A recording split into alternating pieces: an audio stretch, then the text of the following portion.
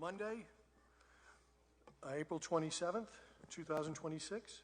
Pursuant to Rhode Island General Laws 42-46-6C, notice of this meeting has been posted on the Secretary of State's website.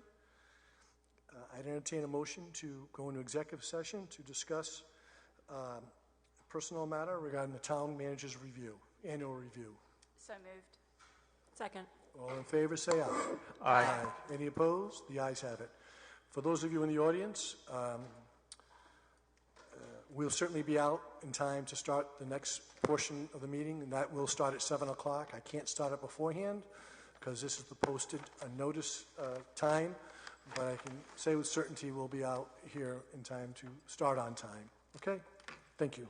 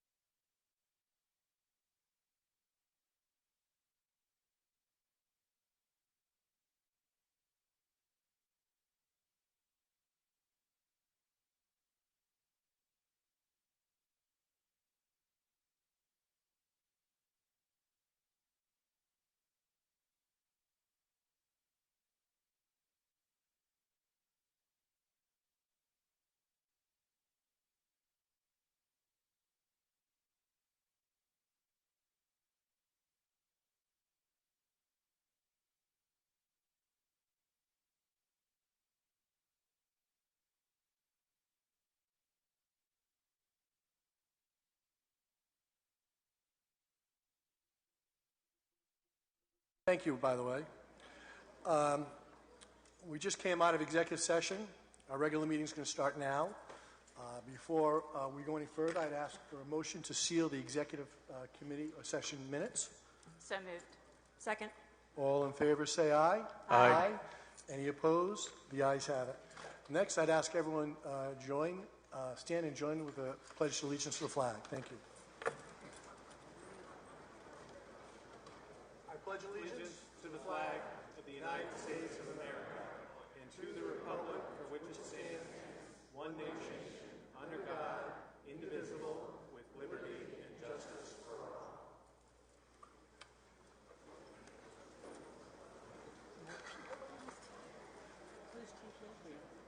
Do we have too many people?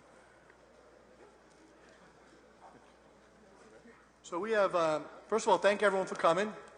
I think this is a new record for a town council meeting. We have a very busy agenda tonight, and got a lot on the agenda. I know a lot of people want to speak, so we're going to move along swiftly. I thought we would start out with providing the public with an update on issues at Quonset. We'll first hear from the town manager. I will supplement his comments. Then Governor McKee, Lieutenant Governor Matos, our state delegation, and then we'll hear from you. And the reason why I'm doing it that way is because I think you're going to hear some new information. So that way, when you comment, you'll have the most up-to-date information. With that, I'd ask the town manager to give us an update on the 3 projects. Why don't we start, Ralph, with the Bitumar project, if I may? So what I'll do is if you want, I'll just give an update on everything. I have everything put together on all the projects, so I'll just be comprehensive. And also, okay. The North Kingstown Fire Department has asked me to let everyone know, because of our crowd, to please find a seat if you can. Because of the crowd, it's just not safe to have standing room only. So if you could please find a seat, we would deeply appreciate that. So thank you. And it looks like there's plenty of seats, yes. So make sure you slide over. Okay. So good evening, everyone. Again, I'm going to provide a brief update, but to those hundreds of residents who have been attending these many meetings and aggressively fighting for what is best for North Kingstown, in particular the great majority with no ulterior or political motives other than to protect our community and our neighborhoods, we all just want to thank you. Your efforts are paying great dividends.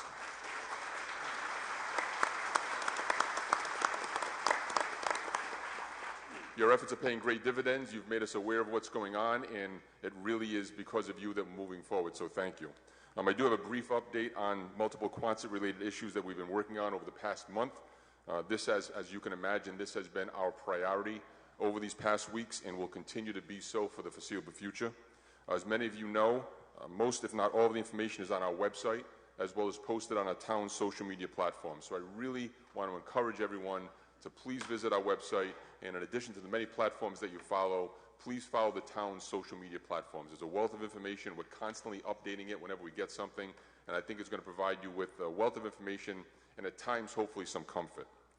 As you know, I sent a letter to Governor McKee on April 15th, providing the governor with some background related to the proposed sludge facility in Quonset Business Park and expressing the town's strong opposition to this facility, being adjacent to multiple neighborhoods, an affordable housing complex, a new residential development of over 300 homes, and within 2 miles of 3 schools and early childhood development centers. The letter further asked the governor to take any and all actions necessary to listen to the voices within North Kingstown that overwhelmingly oppose this project. The governor sent a response on April 16th, which I sincerely thank him for, in which he stated that if the town's opposition to the project continues, he would stand, and I quote, shoulder to shoulder with the community. So we are thankful for that response.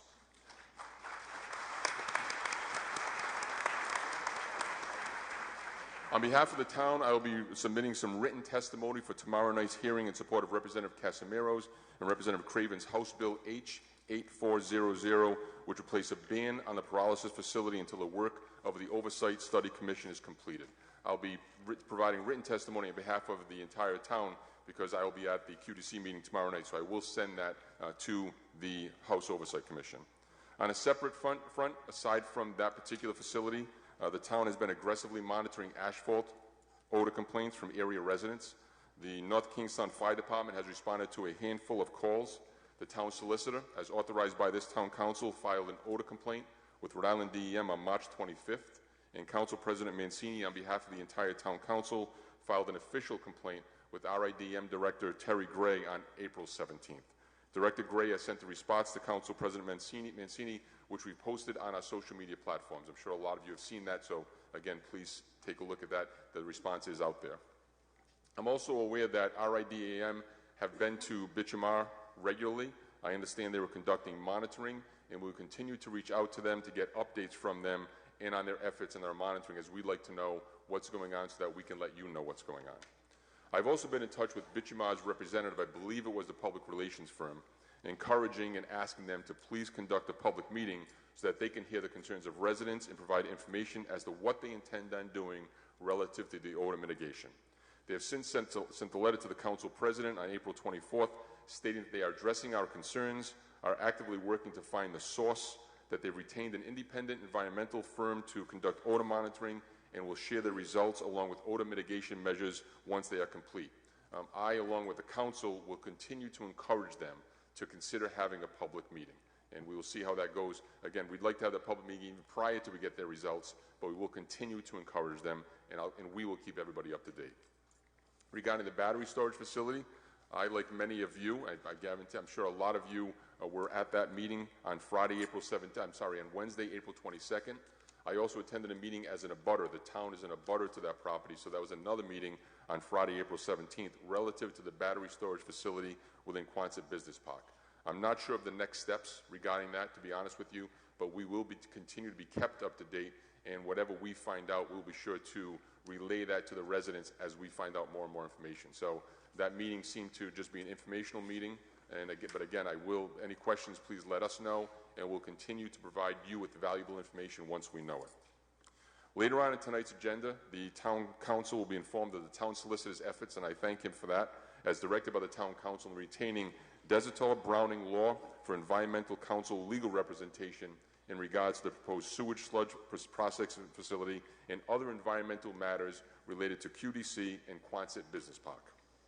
Town Solicitor James Callahan and I had an initial meeting, a very encouraging meeting, with the law firm last Thursday, and we anticipate utilizing their expertise in having many more conversations in the future as they begin to get themselves updated on the matters in question. Now, they have a lot of work to do to get themselves knowledgeable and up to date as exactly what's happening here in North Kingstown. They have followed up to let us know that we can let you know that they've put together a legal strategy in place and are actively gathering documents from federal and state agencies. Once they're done, they will do a full legal and technical review of the approvals and evaluate whether it makes sense to take administrative action or take court action. And so we will continue to be kept up to date by them. Of course, we'll relay that to the Town Council as the lead governing body, and then we will continue to keep the public up to date as well. But again, it was a very, I'm sure the solicitor would agree, a very positive conversation, a very qualified legal firm, and they truly hit the ground running, so I'm looking forward to seeing what their next steps are. I do want to take a couple of minutes to quell some regretful and inaccurate social media statements that I think a lot of you would want to hear about. It's really some attacks on the administration related to what they knew and what they didn't know, and it's time to get some facts out there.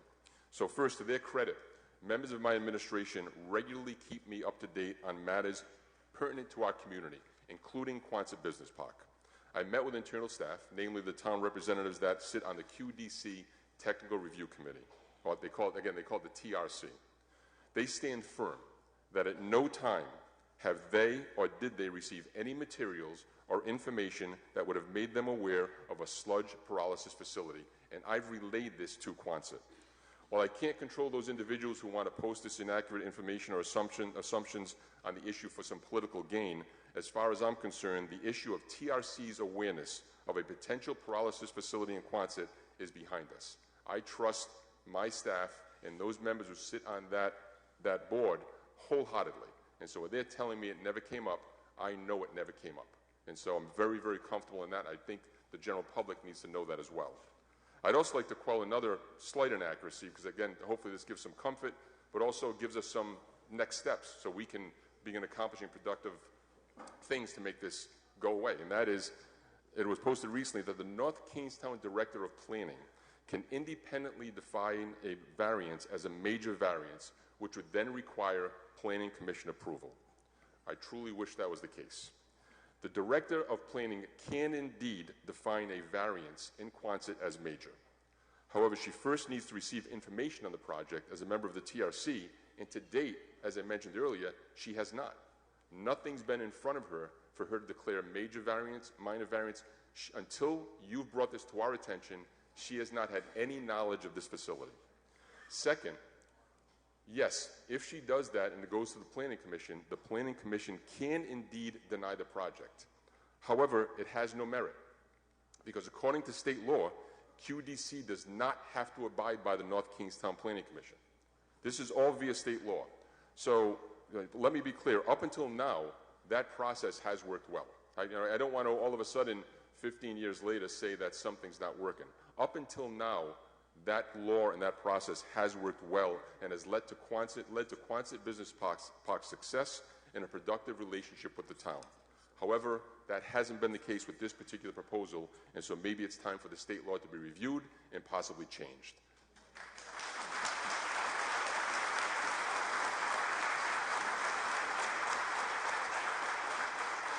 Finally, I had a call with QDC CEO Managing Director Steve King last week, and we have had many conversations over the years, as you can imagine. They're such an important part of North Kingstown, and we have agreed to schedule a standing monthly meeting between he and I, most likely just before or just after their monthly board meetings, to discuss any and all projects taking place within the business park.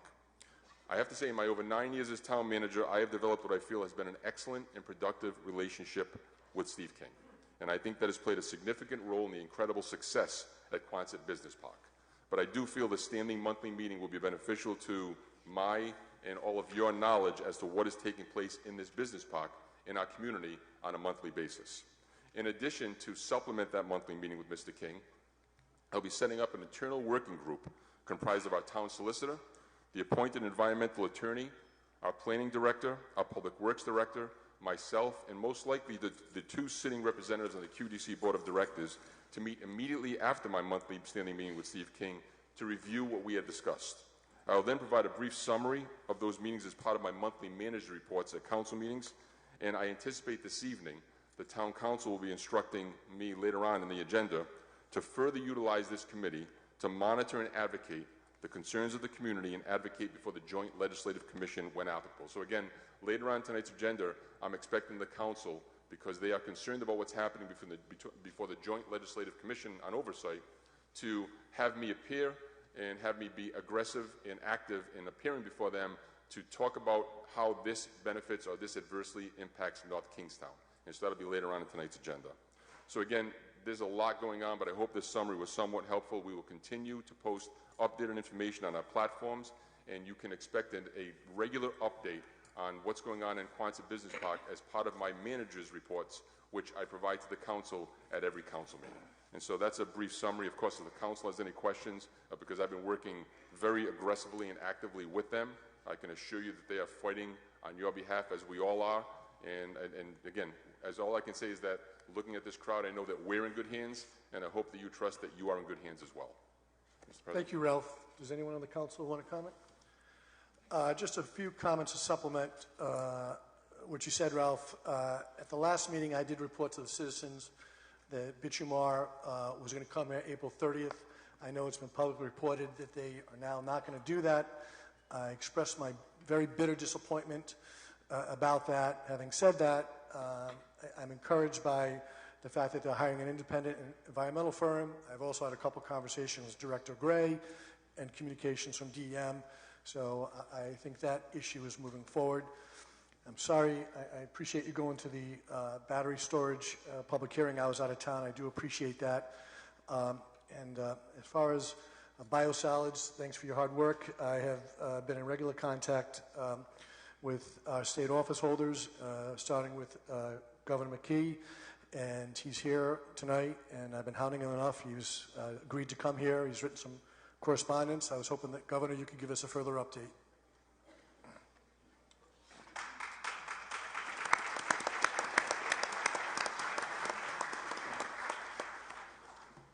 Good evening, and thank you all for attending the meeting tonight.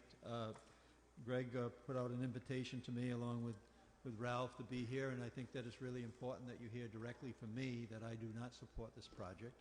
and that we will do what we can to support the position that that North Kingstown leadership has taken on behalf of the people that are here. Okay, yeah, maybe the mic's not working that well. Maybe you can speak up a little louder. I'll Sorry about that. I'll try it a little better. Can you hear me now better? Okay. Okay. Then I'll repeat so that you can hear me, because I want to make sure you understand, because I know that, as Ralph said, that he's fighting certain messages that are not accurate. I am as well. And I want to let you know that in conversation with the President, with Mancini, who talked to me immediately when this became public, along conversations with Ralph, that I've made it very clear that I'm going to stand with the leadership of this community and make sure that I stand with you to do what is necessary to stop this project.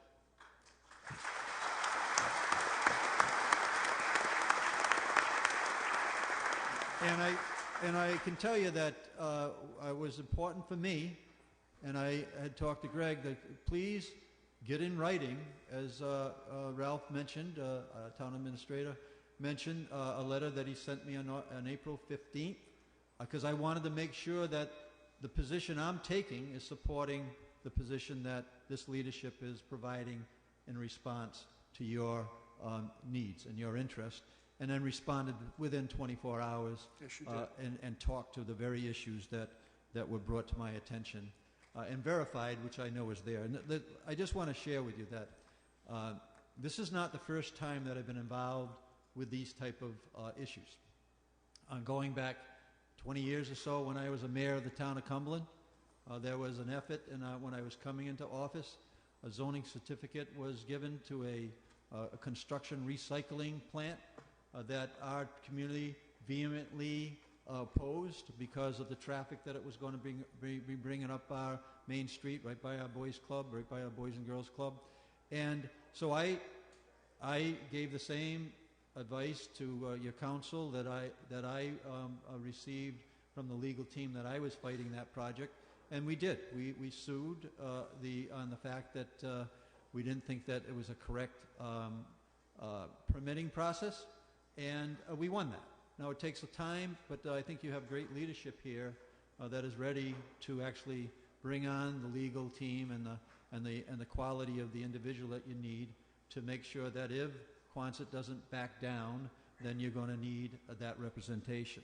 As well as when Senator Valverde and Rep. Caldwell were fighting a paralysis medical waste facility, I was vocal then, based on conversations that I had with leadership in those communities, that if that bill came to my desk, that I would sign it to make sure that that was not going to happen in those communities.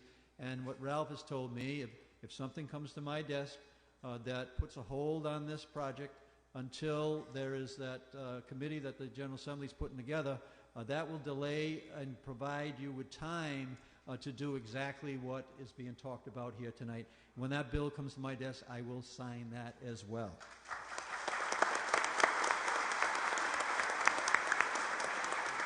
So our commitment, our promise as governor, is that we're going to make sure we stay in touch with your leadership.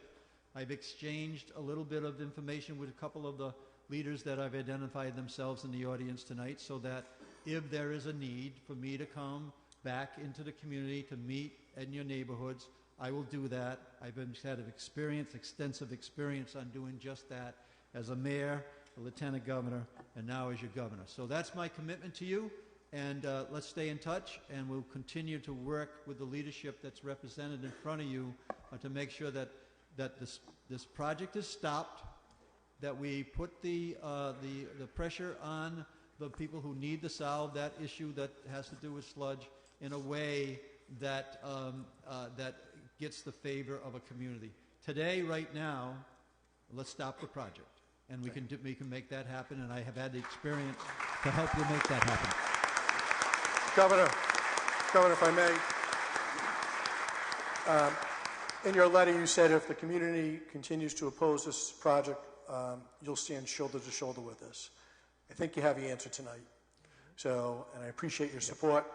And it's my understanding that this Quonset is not going to sign any leases, and this project is stopped until the legislature convenes their special legislative commission. Is that correct? Yes, but I think that the the General Assembly action here to just to support that will be important as well. Yeah. Right, because formal type of process using that only gives the residents and the citizens of North Kingstown more protection. Thank you, Governor. Right? I appreciate so, that. So yeah, and we'll stand shoulder to shoulder. And again, I believe this is very doable. I've had the experience many times, just in a different community, same response that the community has as I see in this unbelievable crowd here today. So I just encourage the community to be very professional, but to voice your opposition. Rely on the local community leadership to provide the expertise that may be needed if this is a long battle. So, like I said, my hope is that that Quonset sees that this is a dead project, and he's either going to have a slow death or a long death. But either way, in the end, this project's not going to happen. Thank you.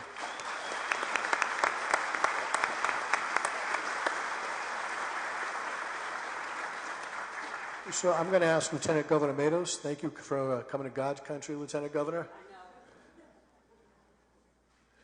As you know, I enjoy coming to God's country, so thank you so much. Thank you for this opportunity to be here. I wanted to come and express my support to the members of the council and also to the community that has been vocal, expressing your concerns about this the slush facility they're trying to bring to Quonset. And I bring the perspective of someone that gets to travel throughout the state of Rhode Island and see what other communities are suffering with when they have similar situations like this. I can tell you more recently, Woonsocket is a community that voted against eliminating one of these facilities from their communities. I have been to Woonsocket. I have seen firsthand, I have smelled firsthand the consequences of having that type of facilities in your community. So I wanted to come here to express my support to the leadership of the town, the council members. I know this is a tough situation you're going through as someone that used to be in the city council in Providence. I know how tough these meetings are and these decisions are. And I came here to express my support to you and to the community that has been vocal. Thank you for being vocal and expressing your opinion about this concern. And just know that as a state, as New England communities, New England states, we need to find a solution that is more systematic to this type of slush facility and how we're going to do it in a way that is not putting one community to be the one that's going to be carrying the burden for everybody else. So thank you so much. Thank you very much. I appreciate it, Lieutenant Governor.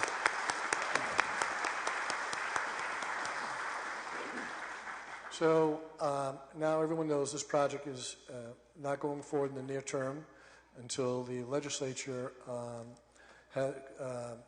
completes their, or any project's not going forward until the legislature completes their special legislative commission.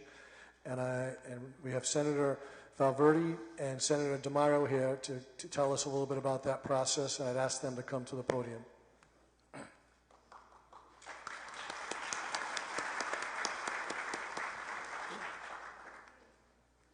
Hi everyone, it's great to see everyone out here tonight. I'm Bridget Valverde, for those of you who don't know me. I live in North Kingstown and I represent about half of the town in the Rhode Island Senate.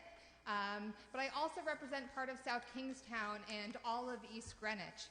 And as the governor mentioned in his remarks, this is not the first time that I've had to deal with a sort of a surprise proposed pyrolysis facility in my district. In 2021, as you mentioned, the Med Recycler facility was proposed. And at that time, we were able to stop it through legislation.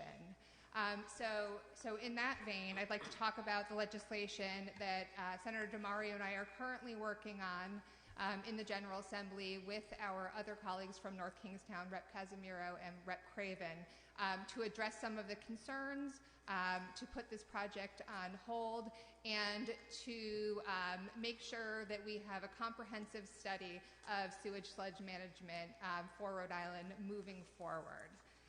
So the first bill, Senate Bill 3224, which is the companion bill to Rep. Casimiro's bill H8400 in the House, would place a moratorium on any pyrolysis facilities in Quonset through the beginning of next year.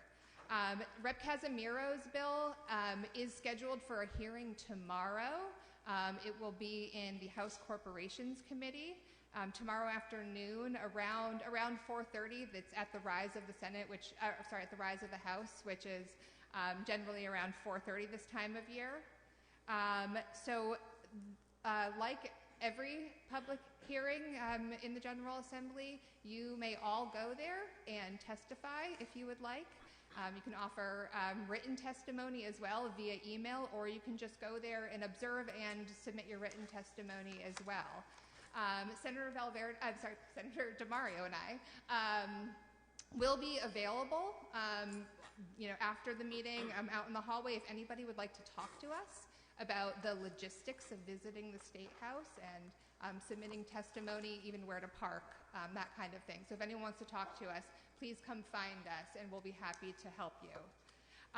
The second bill is the Sludge Management Study Commission bill. That's Senate Bill 3225, and that's the companion bill to Representative Cortbrenn's House Bill 7533A that passed the full House on April 16th. So that bill has already passed through the House.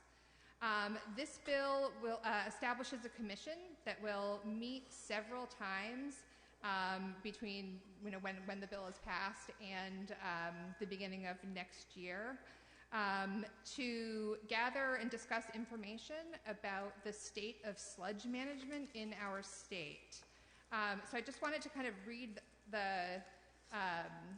the brief description of kind of what the current charge of that commission would be. The purpose of said commission shall be to make a comprehensive study and review of the current state of sludge management in Rhode Island, with an emphasis on the current status of the sludge incinerator at the Woonsocket Thermal Conversion Facility. The commission will study the cost to ratepayers and environmental and climate impacts, and to also identify potential statewide solutions and future opportunities, such as the use of pyrolysis and other technologies and processes for biosolid disposal to make sludge management more sustainable in Rhode Island. Now, this is the current version of the bill. Things can be changed. You all can suggest amendments to the commission's charge, and I encourage you to do that as well. Right now, the Senate bill, the Senate resolution has not been scheduled for a hearing, and we expect that to happen in the coming weeks, and we'll notify you when that has happened. The current version of the bill provides for a variety of stakeholders to have seats on the commission, including state legislators appointed by the Speaker and the Senate President. And the need to address the future of sewage sludge management in Rhode Island is something that came up long before we or the town knew about this proposed pyrolysis facility in Quonset, but obviously there is a lot of urgency for our town right now. And I just want to assure you that Senator DeMario and I have both served on study commissions before. We've taken expert testimony. We know what needs to come out of the commission in order to be effective. And we have been in conversation with the Senate President about potential appointments to this study commission. And we have received assurances that North Kingstown will have representation on that study commission. I know that has been a question for a lot of people, so I just want to assure you that North Kingstown will be represented on that commission.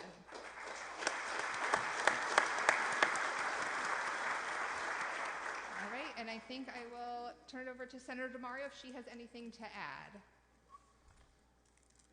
Thank you so much, Senator Valverde, and thank you all for being here today. I believe this is even a larger turnout than the meeting that we had just a couple of weeks ago here, so it is great to see so many people so engaged and interested in finding out what's going on with this issue and knowing how to appropriately advocate. So I don't want to duplicate what Senator Valverde already shared. She gave a great overview. I do want to just share a couple of additional details about the study commission process. I've been in discussions with Representative Courtbrand, who is the House sponsor of the Joint Study Commission, and there have been a lot of conversations around potentially holding study commission hearings in different spots around the state to make sure that public engagement can be as robust as possible about this. I also just want to add that some of the issues and concerns that have been raised as we have learned about this process will also fall kind of under the purview of the study commission. So not only will we be examining things like whether or not this should be a public facility, a private facility, regionalized, centralized, what the guardrails should be around managing that, siting, and things of that nature. But we also have the opportunity through the study commission process to dig into the details a little bit more, like for a proposed facility like this, why does the permitting process not currently contain any type of opportunity for public engagement or input, for example? We have the opportunity to dig into questions like, for siting of these types of things, even if it does fall on a site that's owned, for example, by Quonset that's governed under those rules, why isn't there notification of abutters like there would be for a different type of facility, like the battery storage facility, for example? So this process has really highlighted the need to be able to dig into some of those details as well, and you can expect that the study commission will cover some of those things. The study commission, it is important to have good and broad representation on the commission itself, but I also really want to stress how important the role of expert testimony and the types of hearings that will happen, where we will be able to have presentations from a wide range of people, from environmental groups to people who are experts in different types of technology, to be able to inform the commissioners about our ultimate recommendations. And finally, the study commission hearings will all be posted publicly. They will be available to watch online or in person, and there will be robust opportunities for public comment and testimony throughout. And that is really the driving force behind why this study commission is so important, is because it is taking what was kind of a private conversation that then, and a private zeal that then ended up, resulting in this project moving forward without public awareness, and we're moving it into the realm of something that is a public and transparent discussion, so that we can all understand where these decisions are coming from and how to have input to be able to solve this problem in a more productive way. As Senator Valverde said, we are available here tonight by email. You can reach out to us at any time if you have any questions about that process, and I look forward to some robust testimony for both of these bills when they come up in the Senate. Thank you. Thank you. Could you stay right there for a minute? So you mentioned a couple of bills. The town will post will monitor and post hearing dates on our website, social media, and things like that to let you know when upcoming hearings are for these upcoming bills. That's number one. Number two, I think it's important to read an excerpt from from Quonset Development's April 16th correspondence to Governor McKee. It said in part, or actually at the end, recognizing the importance of further study and public input, Quonset wholeheartedly supports the Legislative Study Commission that the senators were referring to, which is being formed to consider this issue in its entirety. Quonset has placed a pause on this project while it awaits the Commission's findings, which are slated for January of 2027. We're committed to participating in the Commission process in a thoughtful, constructive manner, ensuring that all perspectives are considered. Quonset remains committed to working collaboratively with North Kingstown, state leaders, and the public to address the entirety of this issue responsibly and transparently. So, to what degree this project is still alive, it's certainly on pause, and it sounds like they're going to defer to what the General Assembly says and their findings. So it's really important that our community makes our voice heard, not only to our senators and our representatives, but really to the entire General Assembly.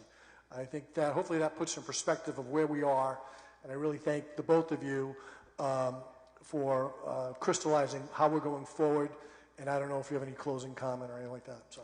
I do, thank you, and I thank you for bringing up the issue of the timeline of the study commission, because that has been the subject of a lot of concern that Senator Valverde and I have been receiving. That Senator Valverde and I have been receiving via email as concerns with the timeline of the end of the study commission and the moratorium date. Those are things that are absolutely worthy of studying a little bit further as we go through the hearing process.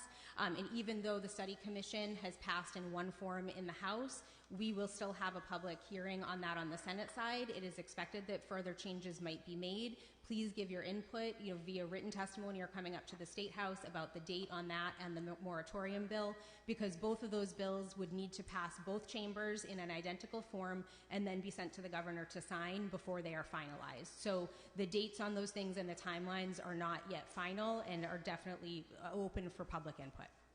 And I would lastly say, while it's great to go to the State House, it's very inconvenient. So, I mean, email or correspondence, any shape or form, I think is important. Thank you, Senators. Representative Julie Casimiro is out traveling. And she was unable to be here tonight, but she asked me to read a statement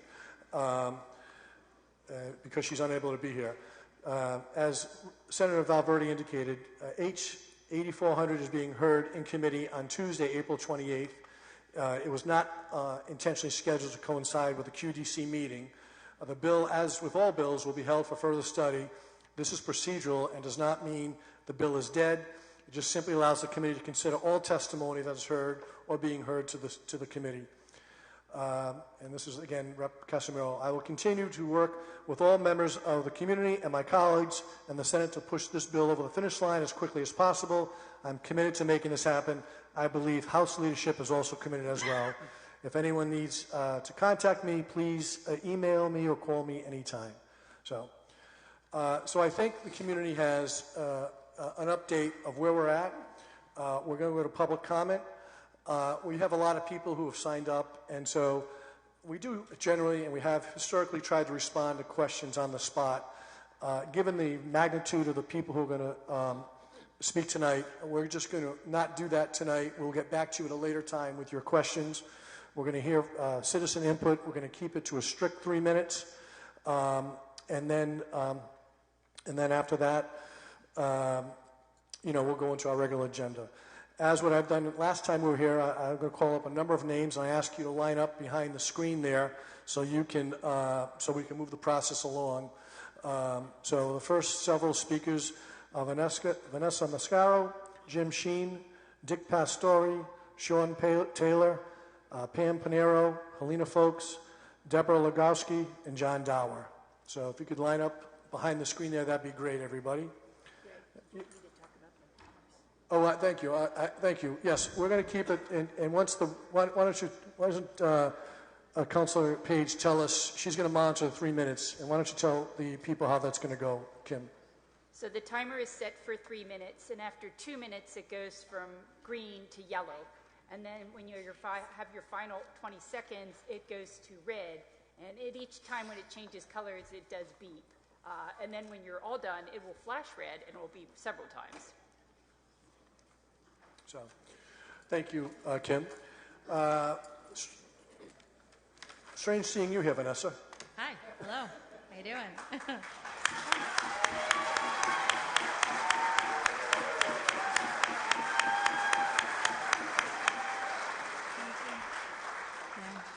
So I wouldn't be a good parent if I didn't embarrass my daughter, Lila. Hello.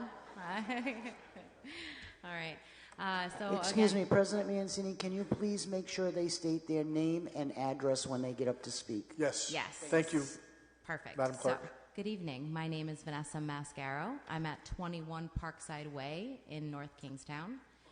I want to start by acknowledging something important. So this town council is not the decision maker when it comes to what happens at Quonset, and that's exactly the problem. And the uncomfortable truth is that the Quonset Development Corporation is structured in a way that allows state-level decision-making to override local zoning and other concerns. The QDC exists specifically so that major economic projects don't get blocked and the state can move faster on industrial development. Thank you. Right now, major industrial projects with real impacts on our health, our home, and our quality of life can move forward without local input, without transparency, and without accountability of the people who live here. It's a failure of the system, and it has left this community feeling blindsided and shut out. So we're not asking for special treatment, we're asking for something very basic, to be informed, to be heard, and to have a say with what happens in our own backyard. So tonight my message is directed at state leadership. The governor appoints most of the QDC's board members, who then appoints the managing director. So while these decisions may feel removed from the public, they're not removed from the state's responsibility. This system, including the lack of transparency and lack of local input, exists under that authority. We've heard statements about standing with North Kingstown, but standing with us means taking responsibility for the system that allowed this to happen and taking action to fix it.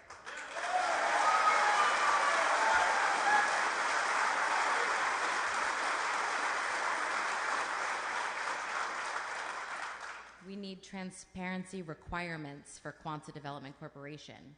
We need meaningful public engagement before decisions are made, and we need to close the gap that allows projects of this scale to move forward without local accountability. Because right now, North Kingstown residents have less protection than communities anywhere else in the state when it comes to industrial siting at Quonset.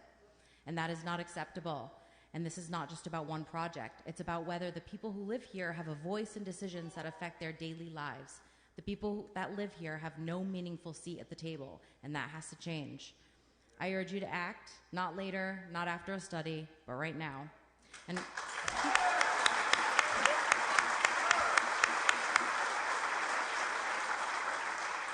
you. Finally, I want to say one last thing. Although the Quonset Development Corporation has canceled the public Q&A scheduled for tomorrow, our community is not stepping down. We'll still be showing up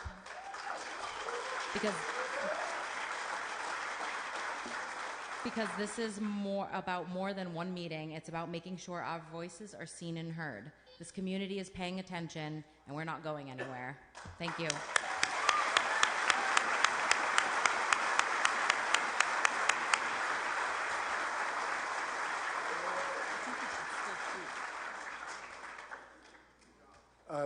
Mr. Sheen, if you say your name and address. James Sheehan, former state senator, 40 Blueberry Lane.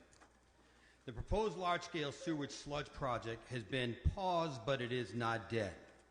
Our concern that is even a well-run sewage sludge pyrolysis plant produces air pollutants, including gases and fine particulate matter, which are released into the air in controlled but not non-zero amounts, raising ongoing concerns about cumulative exposure and public health. These emissions would affect where our children play, where they attend school, and where our community gathers. This is not a NIMBY issue. North Kingstown already carries a significant industrial burden. Quonset includes a Superfund site, an airport, a major auto port, a wastewater treatment plant, and constant truck and rail traffic.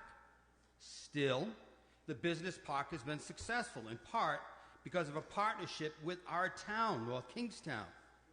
But that partnership has been undermined, has been slashed by a lack of transparency and respect from the QDC. What can we do?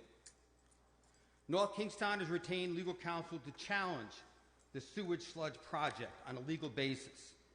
But we also must participate. We must bring our voices to the QDC directly. And that would be tomorrow. I beseech you to come tomorrow at 5 p.m. to the Quonset Oak Club.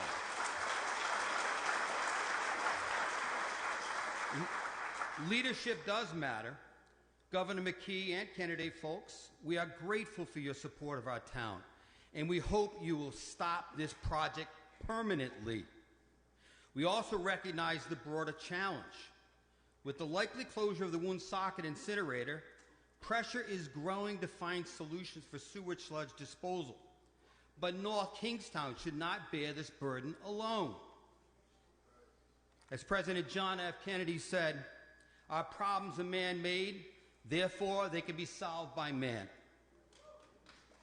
To the members of the anticipated Legislative Sewerage Commission, I believe they will have, and they will be amongst the final arbiters of what actually will happen here at Quonset. Therefore, there's an opportunity to develop a long-term, reasonable, and equitable solution to our statewide challenge.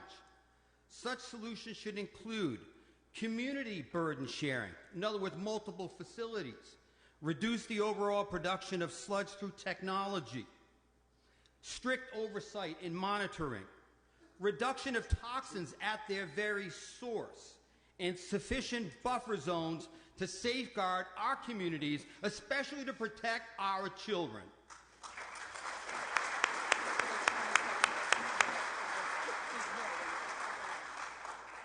This would constitute a more thoughtful and balanced approach.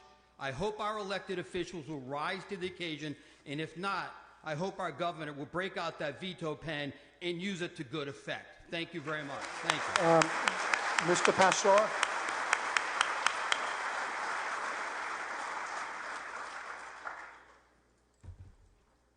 Dick Pastor, 121 Suffolk Drive. Be patient with me, Greg. I'm an engineer, so don't hold it against me. I got a couple of things I want to talk about.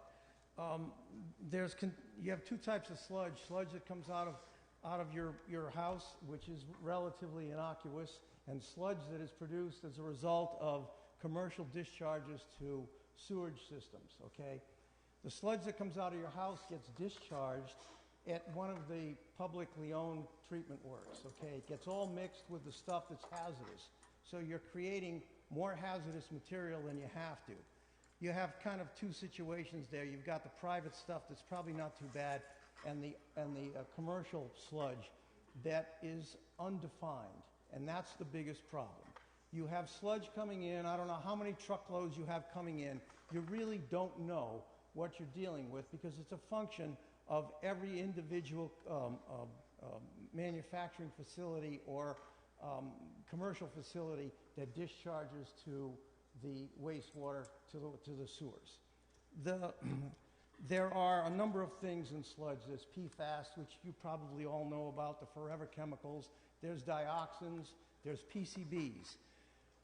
Those things are destroyed at around 2,252 degrees Fahrenheit. A pyrolysis facility runs at around 1,800 degrees Fahrenheit.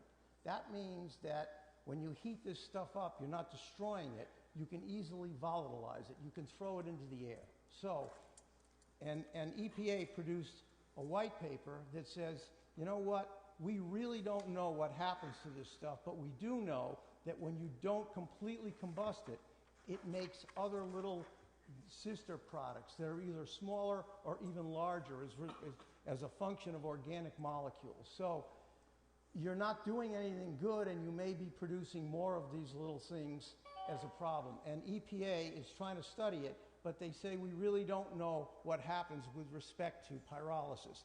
And don't forget the difference between pyrolysis and incineration is you take a live flame and you apply it to this pad and you incinerate it, as opposed to taking sand, putting heat under it, heating it up to 1,800 degrees and dropping this on top of the sand and letting it basically bake, which is why you get the char, whatever they call it, char, broil, whatever, the high carbon, you know what it is. The high carbon cakes that they use, which can be used for fertilizer, assuming that they're not contaminated. So there's a 22-page permit that was written by DEM, and I went through it, and I'm not going to go through it page by page now because Greg will kick me off of here. But the problem is that there's not a lot of monitoring, and the permit is basically hapless. It says you remove, for an example, 95% of the VOCs that are coming in. Well, Dick, why don't you wrap it up, and you can talk to our legal counsel about that, too. I will. How do you know what you're starting with if you don't, as opposed to what you're supposed to end up with? The permit is full of holes with respect to knowing what they're dealing with and knowing what they're ultimately going to put out. And that's my problem with it. Thank you, Dick. Thanks. Sean Taylor. Sean? Hello, everybody. Sean Taylor, 225 Seawinds Drive. I'm here, first and foremost, as a parent tonight. I have 3 young children at home, 2 rambunctious boys, and a beautiful and adventurous daughter, all of them under 4. I see the proposed QSS Biosolids facility through the lens of what it means for them and for all children growing up here. We're being asked to accept a first-run, unproven technology right in our backyard. And let's be clear, our backyard means putting the experiment within a couple thousand feet of planned and existing high-density neighborhoods, within a mile of 3 schools, and on top of the sole source aquifer. We have no alternative source. There is no backup plan for that water. In QDC's March 31st letter to Governor McKee, they stated, the need for this project is much larger than Quonset or North Kingstown. The clear inference in these words is that our town is simply expected to fall in line. We aren't big enough or important enough to matter. They imply that the safety of our children in their homes and their schools should take a back seat to the desire to process a tri-state supply of sewage sludge. Additionally, the QDC transparency page claims that as a state quasi-entity, the Quonset Development Corporation is committed to providing the public with transparency and accountability. I'll have to call them later, because apparently that expired on April 27th.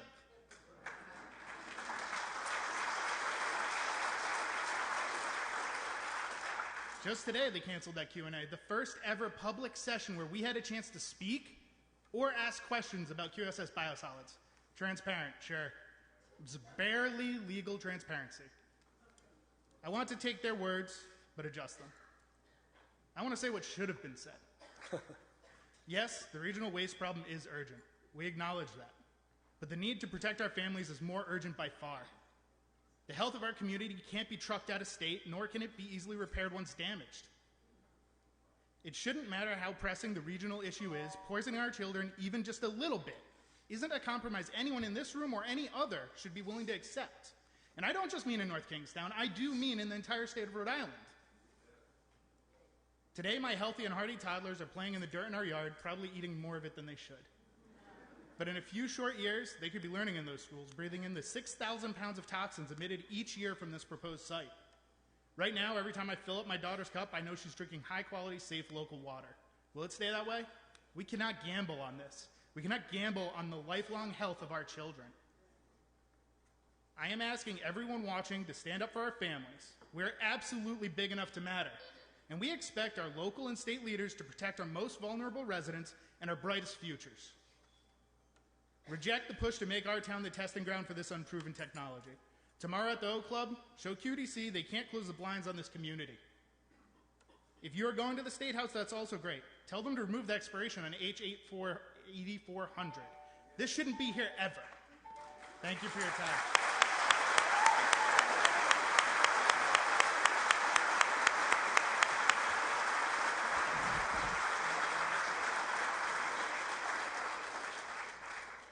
Pam Panero, 710 Slocum Road. Thank you for the opportunity to speak tonight. There have already been many thoughtful speakers this evening and many residents who have raised serious and valid concerns, which I agree with. Since I only have 3 minutes, I'm going to focus specifically on the process of selecting North Kingstown's QDC representative tonight. I recently sent an email asking for the council's thought process and rationale regarding these appointments. Not who should be appointed, but what kind of representation makes the most sense for such an important role. Before choosing appointees, I believe there should be a clear public discussion about the structure of these appointments. What is the reasoning behind appointing 2 community members versus 2 town council members versus 1 community member and 1 council representative? I want to be clear, I do not believe one model is inherently better than another. There are real benefits to having community members serve in those roles. Community members can bring different professional backgrounds, fresh perspectives, and a level of independence from a political appointment that can be valuable in decision-making. At the same time, town council members are elected by the residents. That means there is a direct line of accountability to the public. If residents are unhappy with how they are being represented, there's a clear mechanism for recourse through the ballot box. Because both perspectives have value, balance may be the most effective approach. What matters most is that the structure is intentional and that the public understands the reasoning behind it. I'm also concerned about communication and accountability, which I was grateful that the town manager addressed once appointment has been made. At the last meeting, the issues of oversight and reporting from QDC representatives was discussed. However, I do not see an agenda item tonight to formalize expectations for communication or reporting back to the council and the public. And I want to add one additional concern. If a second community member is chosen tonight without clear expectations for reporting, communication, and accountability in place, that raises a process concern for me. This is not about the qualifications of any individual applicant. It is about ensuring that whoever is appointed understands the role, the expectations, and how they will communicate with the council and with the public. Establishing those expectations first helps protect the appointees, helps support the council, and helps build trust with the community. Without something official in place, how will information be shared with the council and with the residents, especially when there is a QDC board meeting tomorrow? Given the concerns that have been raised, I believe this is an important moment to reestablish trust with the community. Before evaluating individual applicants, I believe the council should first evaluate the positions, the expectations, and the process itself. Thank you.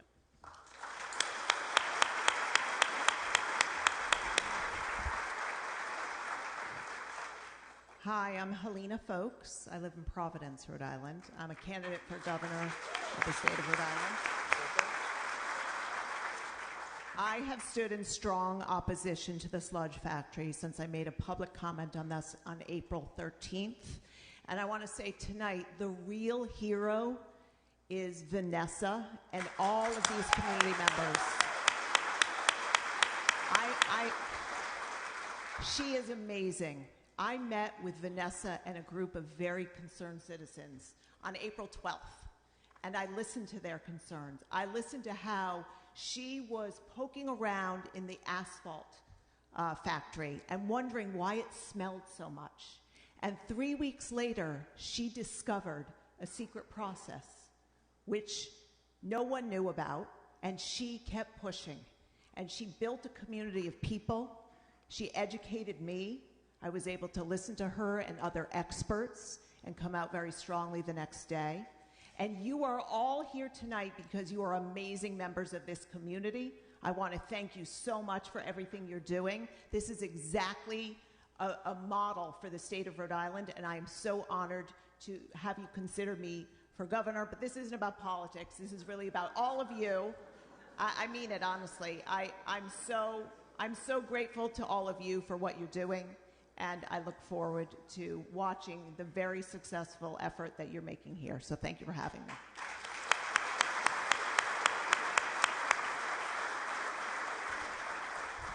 Hello, everybody. Deborah Lajewski. Sorry, Diane Sadler, you want to go? Just tell us your name and address, Diane. And go Diane ahead. Slater, S-L-A-D-E-R. No relation to Eleanor Slater. And I live at 102 Chatworth Road. I've been there since 1973. Moved to Rhode Island in 1946 when I was a year old. That tells you how old I am. I turned 81 yesterday. Thank you. I tell people from out of state that Rhode Island is one of the best kept secrets in the country. I love Rhode Island. And Narragansett Bay is our most valuable resource outside of each other. And it's not our backyard, it's our front yard. And what happens at Quonset Point happens to every community surrounding Quonset Point. Newport, Jamestown, Warwick, East Greenwich, Narragansett, they're all impacted by what happens at Quonset Point because Quonset Point is a floodplain. It's at sea level, so anything that comes in will go out. And our fishing industry, our boating industry, if this thing goes through and they barge this crap into our community, it becomes an environmental nightmare for boaters, for bridges, for water, everything. When I was a younger woman, I'm still young, I was part of the group that put the acronym to the word concern. When Governor Dupree and Governor Allman tried to jam the incinerator down our throats, and Governor Dupree said, "Shut up, North Kingstown, you're getting it. You're getting $500,000 in lieu of taxes." And that was the biggest insult that he could have ever given to us, and it set the fire. Concern stands for citizens opposed to needless contamination of the environment and nature.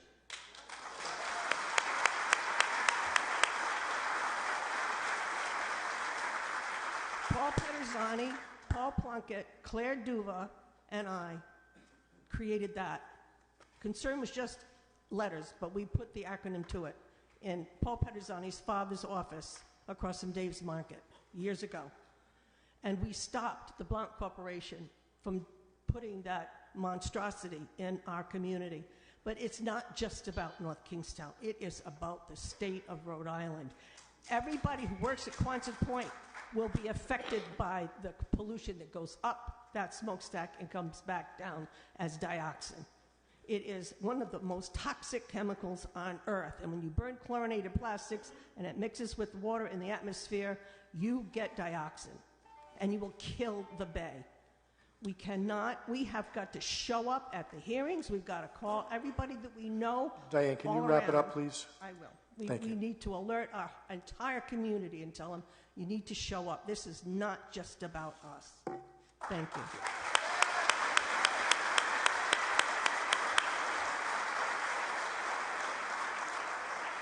Deborah, can you hold on 1 second? Can you hold on 1 second? Sorry. I would like to call up some other citizens who had signed up to speak, starting with Kathleen Garino, Jennifer Lima, Garrett Ross, Pat Murray, and Robert Craven. Okay? And if you want to start going, that'd be great. Deborah Legursky, 2 Iron Horse Terrace. I lived in North Kingstown for 30 years. This whole business of letting this town be polluted by companies that propose to build a waste treatment plant and battery plant disgusts me. If you think North Kingstown is the only town that will become polluted, think again. East Greenwich, Jamestown, like the lady before me said, all over. Let me ask this question. Would the owners of these companies live right next door to the businesses they say is so safe, so great? If they won't live next door to their businesses, neither should we.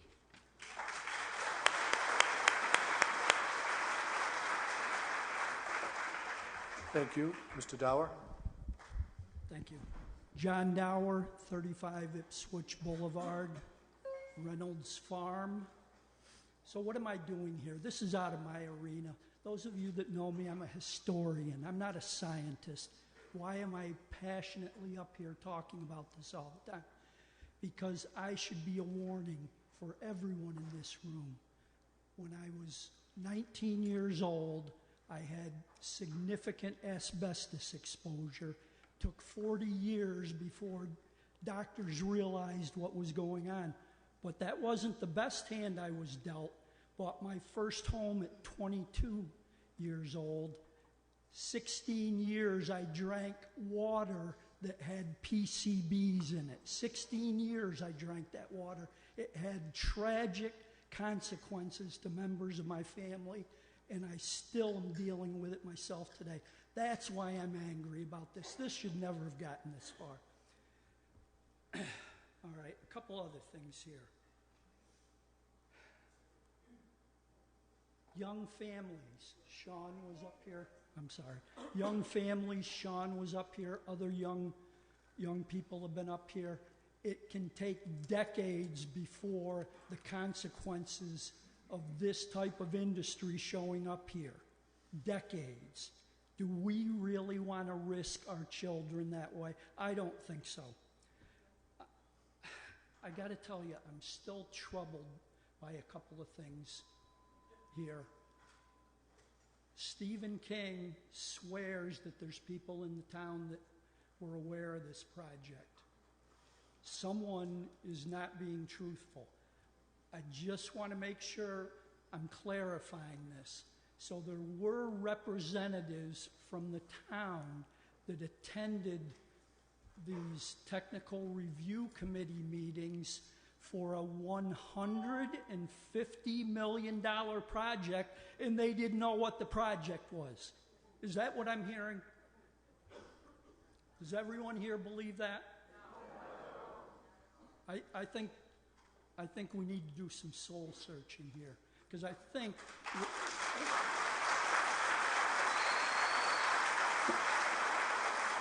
what I believe I may have seen with this whole thing is that one guy that was brave enough to say, I made a mistake, fell on the sword here. That's what happened.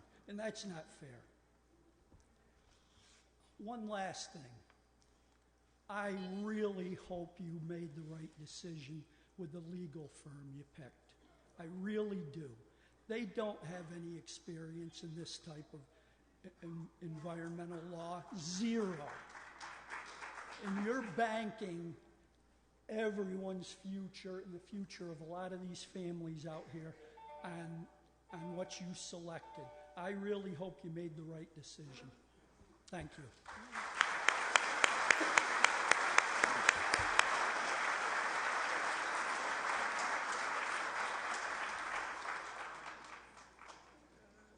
Kathleen Garino. Kathleen Garino, 139 Summit View Lane. Thank you. I strongly agree that this sludge plant cannot come to North Kingstown. We have to do everything possible to keep it out of our town. And I'm thankful that the town as a whole seems to be very unified about keeping a sludge plant out. I've lived here 10 years now, and in the last maybe 5 years, I have noticed, starting with a company that came from Massachusetts and brought in construction debris from Massachusetts, Rhode Island, Connecticut. And there was quite an uproar at the time about that. And they were supposed to recycle it, and then there would be hazardous whatever left over, and that would be trucked out by train to some other place. There was an uproar. The thing got built. I don't know if it's a problem or not. I haven't heard anything about it being a problem. And so I kind of relaxed a little bit. And I was also told that you can't do anything with Quonset. Quonset's their own thing. They do what they want. North Kingstown has not much to say. And that worried me a bit. And then recently, I hear about Bituma, the asphalt plant, and people complaining about the smell. A scientist once told me all odors are particular. Okay? That's concerning, because if people are smelling that stuff, it's going in, and it's going into their children, et cetera, et cetera. And now this new sludge thing comes along. And what really is concerning me is it's all up in West Davisville. And I'm going to talk fast because I'm going to finish this. We have to look at how we can prevent noxious industries from coming to Quonset Business Park in the future. QDC has become much more has to become much more transparent than it has been in the past. That means some of the so-called rules must change. No more secrecy. The townspeople must be fully informed all the time. Later this evening, the town council will vote on appointing a North Kingstown representative to the Quonset Board of Directors. I would suggest and recommend that the town council appoint our town manager, Ralph Mollis, to that position. The reason I say that is Ralph Mollis reports to the town council every town council meeting, and he explains what's going on in the town. If he's on the Kathleen, I'd ask you to wrap it up. I'm sorry? I'd ask you to wrap it up. All right, I will. Okay, he goes to every single town meeting and he tells what's going on in the town, what he's dealing with. He is well versed in how QDC operates and is the person most likely to understand what is happening there. If there is some obscure rule which would prevent the town manager from being on the Quonset Board of Directors, that rule or current practice needs to be changed. Kathleen, I think... Please appoint Ralph Mollis to represent the town of North Kingstown on the Quonset Board of Directors.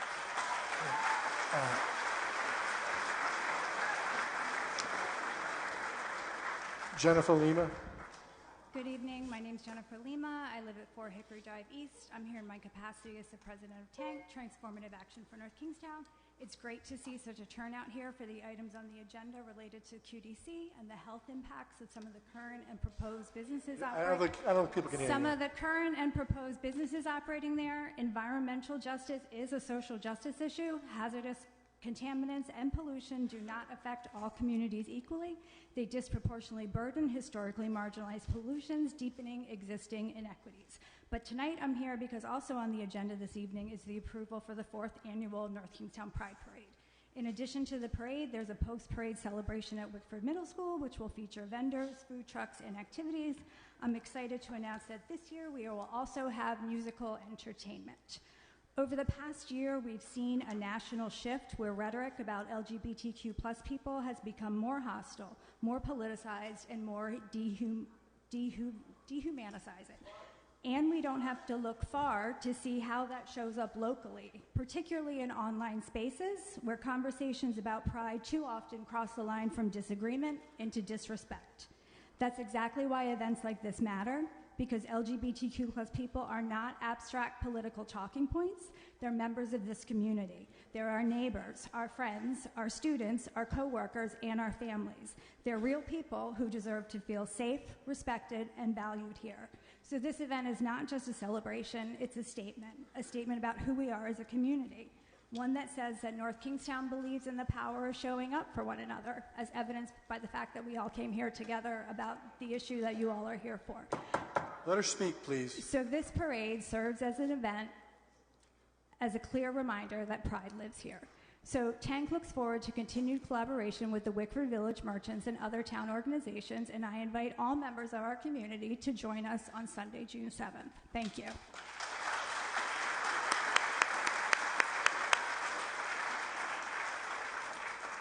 I know there's some moving around, but I would ask people to show speakers the respect show speakers the respect they deserve, and please be quiet when they're speaking. Next is Mr. Garrett Ross.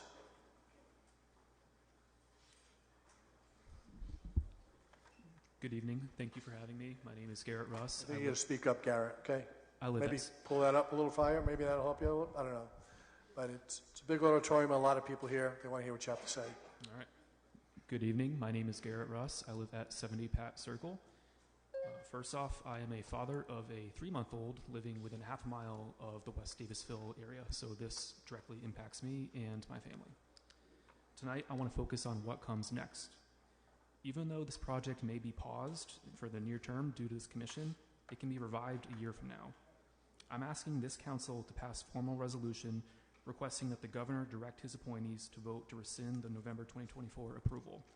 If QSS wants to be there, they will apply again, hopefully under a new lens. Second, regarding enforcement. The DEM has confirmed that there's been over 80 complaints due to the asphalt plant in Bidamar. They've acknowledged that the nighttime conditions are when the odors are worst, yet they show up during the day under a pre-announced term.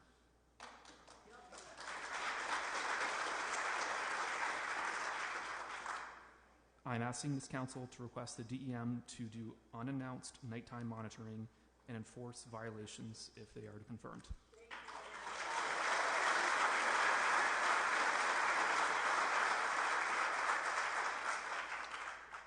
Lastly, what is happening here has exposed a structural failure with our relationship with Quonset. We have representation, and we're discussing having 1 or 2 members on that board. However, we are a permanent minority, and we are up against people whose sole condition is to just pursue industry. I'm asking the town council to direct the town manager and the town solicitor to begin the process to have an amendment with our agreement with Quonset. This has happened in the past. It's not a new thing. That process should include reclassifying West Davisville from general industrial to light industrial to better reflect the neighborhood that it's in.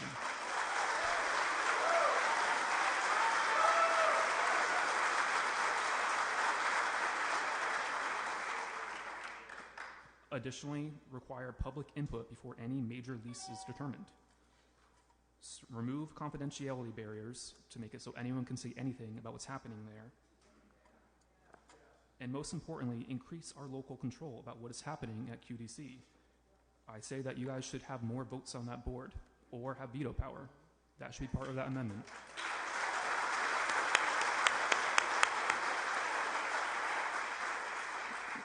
Lastly, I want to thank having the state representatives here to discuss what is happening outside of this town. Governor McKee, you say you want to stand shoulder to shoulder with us in this matter. I think what that means is that you need to direct your appointees to vote for that rescission. That is within your authority. Additionally, you should publicly support the town to strengthen our relationship with QDC as we amend it to be more favorable in the future. This park sits within our town. Our town should have a real say in what happens there. We are asking you all to act. Thank you.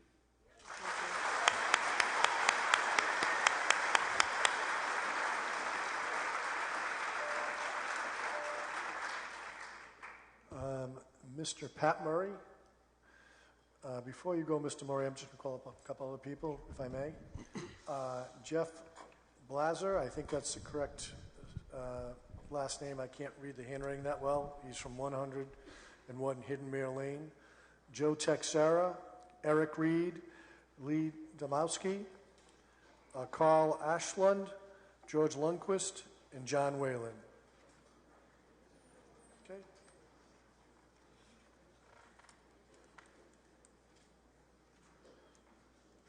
Go ahead. Thank you. All right. Good evening. Thank you. My name is Pat Murray. I live at 146 Carriage Hill Road.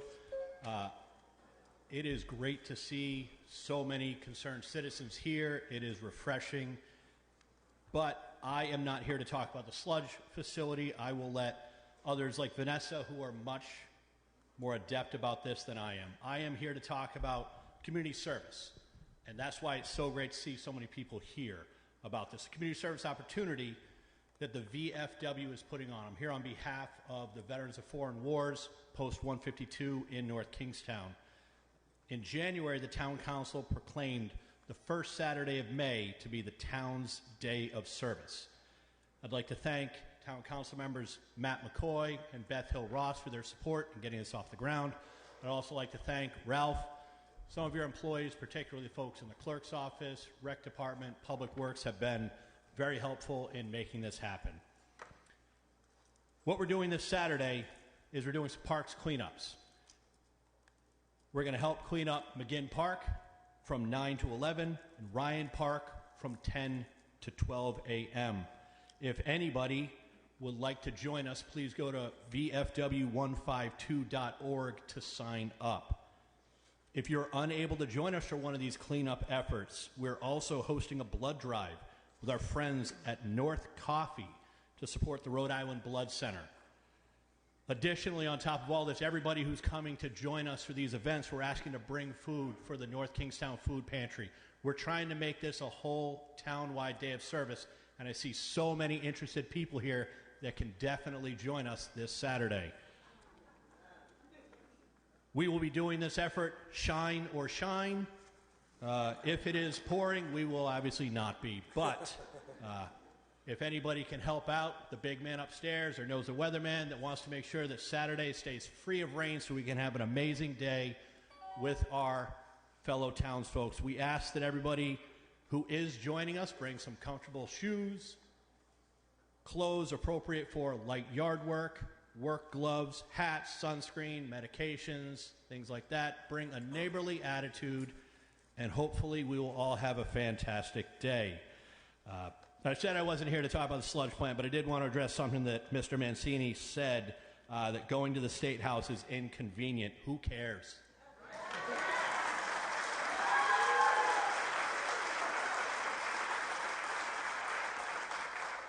I know we're all Rhode Islanders, but it's not that far. It's like 25, 30 minutes. Parking can kind of stink, but whatever. If it's important to show up, I will be going. I know there are others that will be going as well. Sending emails is important. Sending messages is important, but showing up in person, making our faces and making our voices heard is important. Thank you all very much. Have a great night. Thank you. Mr. Robert Craven.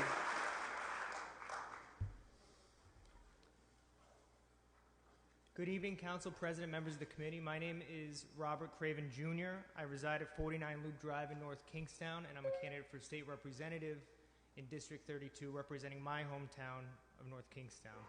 I'm here tonight, like so many of my neighbors, because of a fundamental breakdown in the relationship between Quonset Development Corporation and this community.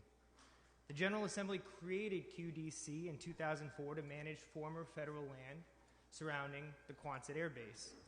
Rhode Island General Law 4264.10-3, which created QDC, specifically requires it to 1, establish, implement, and maintain high standards for design, improvement, operation, and use of property under its control in order to provide sites and related amenities for high-quality businesses that create high value-added jobs in Rhode Island, and 2, to foster and to maintain effective working relationships with its host committee and with surrounding host communities.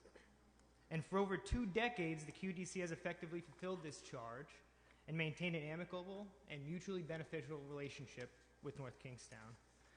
But as evidenced by the growing outrage of those across our town, this condition simply has not been met. I will ask this council and those in this room, is a sludge facility using unproven technology a high standard operation as the law requires? Is a sludge facility expected to process hundreds of tons of sewage per day a high quality business as the law requires? Is the proposed site for this facility near condos, apartments, homes, and schools proper for this type of business?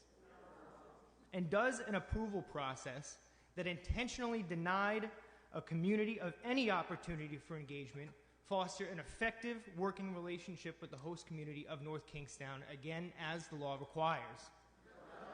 The answers, as you all recognize, are self-evident, and the facts are clear.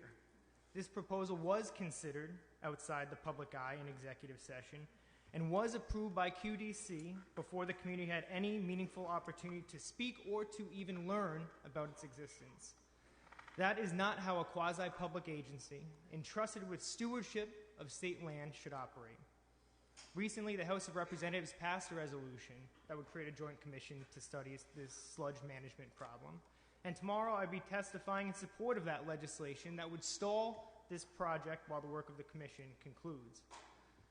I wholly support these efforts, but this commission is not a substitute for the meaningful community engagement that should have happened here from the beginning, and it will not resolve the specific concerns North Kingstown residents have about the location of the site, the technology used, and the impact it will have in our town. State law requires Quonset to maintain an effective working relationship with our town, and to me, that means candor about proposed projects, and that means a meaningful opportunity for the affected public to voice a concern. Thank you.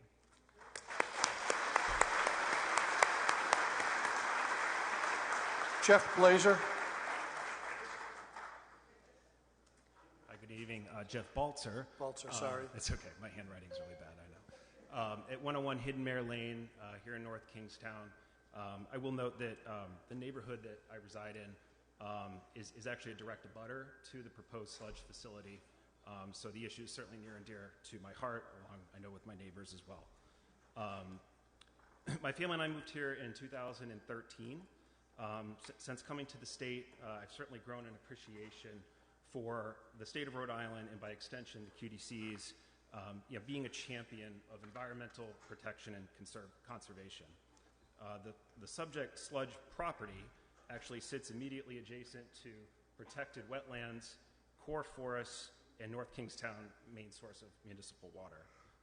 In my opinion, I think it would be irresponsible for the respective regulatory and governing authorities to permit such a facility that will be processing dangerous and toxic substances with relatively new and unproven technology in such close proximity to vulnerable and protected natural resource areas.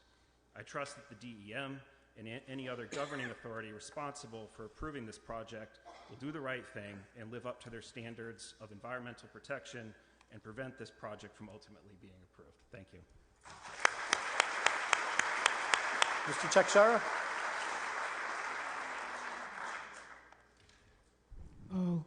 Good evening, everyone. My name's Joe Texera. I live on 200 Delano Drive in North Kingstown. In North Kingstown, we have a mission control problem. We have lost control of Quonset Development Corporation. What has happened in the past 10 years has been fairly good. In the past year and a half, it's terrible. We have a board that's out of control, isn't listening to the town council, and is damn not listening to the people. One of the smartest guys spoke tonight, and that was Garrett. Governor McKee, I believe, as Garrett does, that you have the right to sign a letter using your pen and your phone, contact Mr. King, and they can rescind that meeting through another meeting so that they can kill this project now. Because in November 24th, there was no publicity. There was no publicity. And Mr. McKee, Governor McKee, I respect you a lot. I respect you a lot. You appointed 6 of those members, 6 of them. Please, regroup with the attorneys at the state. I believe you do have that power to ask them to rescind that meeting so we can kill this project. Thank you. Now,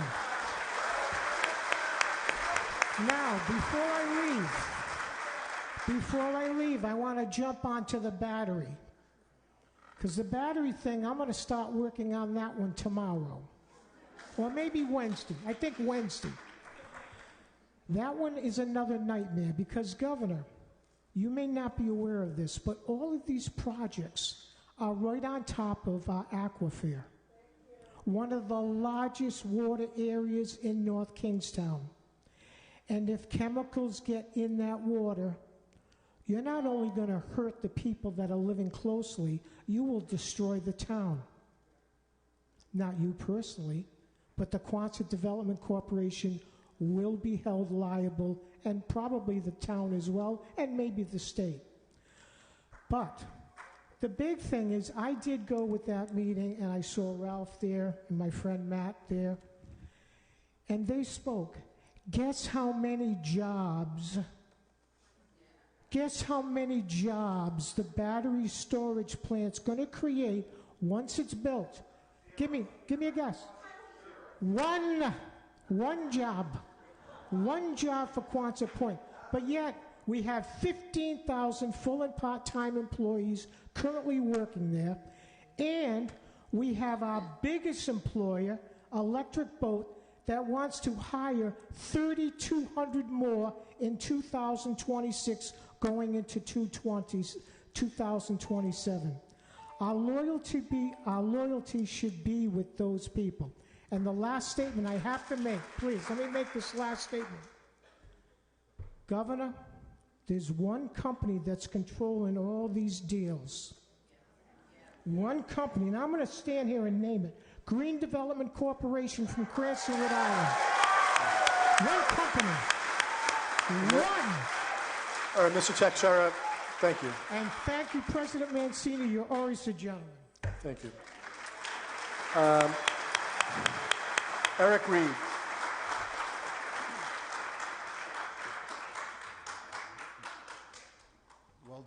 Well deserved for sure. My name is Eric Reed. I'm at 315 Hamilton Allenton Road, and just going to speak up a little bit, Mr. Reed. Can you hear me okay now? I think I can, but I'm concerned about everybody else. I want you to hear me. So we want to hear you too. Eric Reed, 315 Hamilton Allenton Road. I'd like to start with a little trivia, some bizarre trivia in this whole situation, and this situation itself is bizarre. But this project is proposed for 85 All-American Way in West Davisville.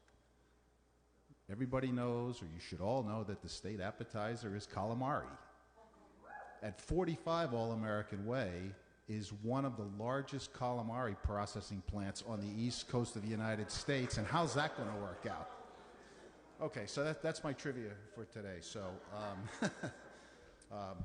so it has been inferred that North Kingstown has little or no say over the actions of QDC and the land that they manage within the town of North Kingstown. And with that, I really disagree with that. And I do agree with Mr. Mollis and some other people who have spoken about it, about the law.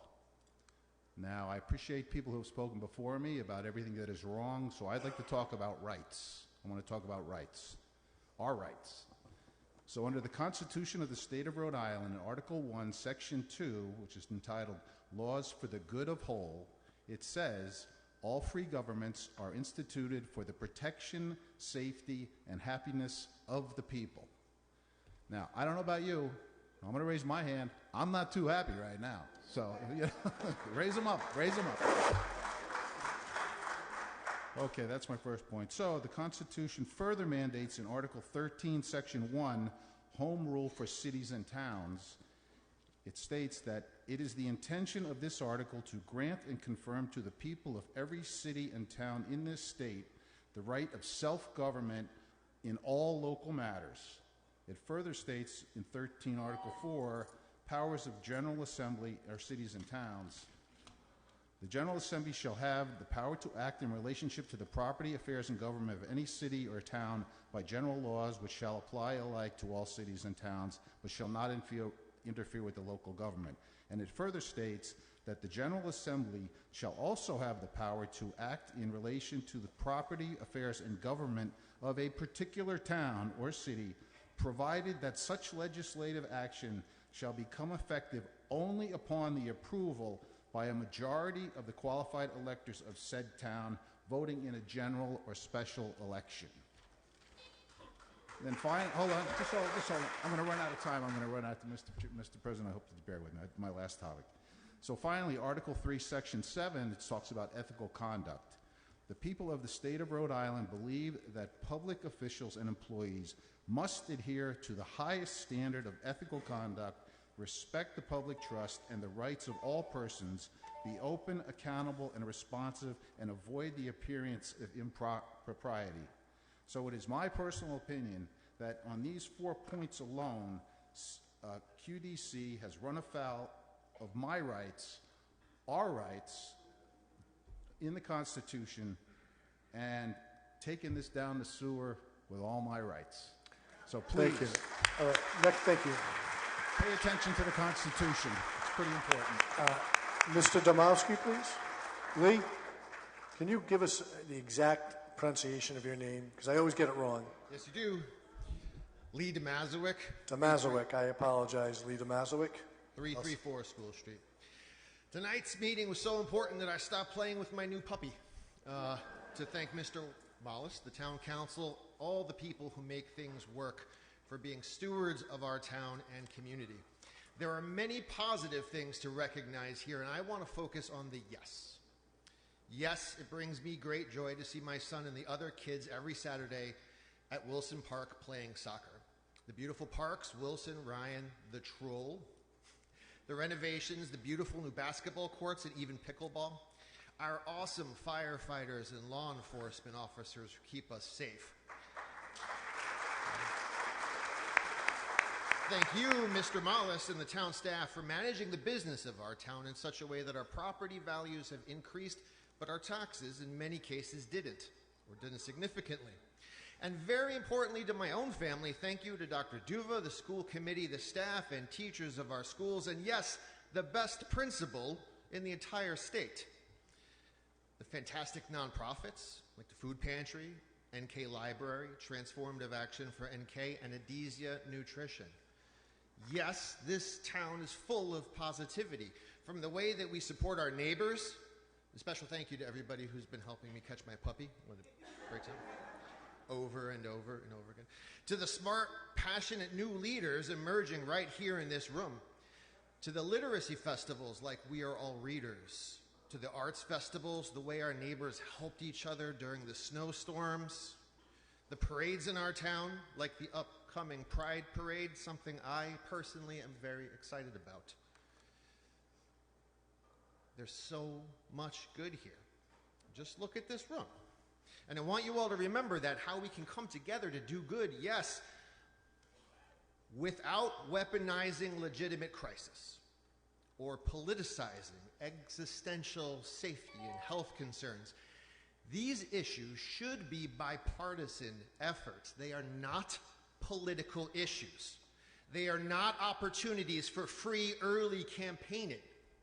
And as much as there is positive here in NK, that type of destructive, desperate behavior is unprofessional, embarrassing, and gross.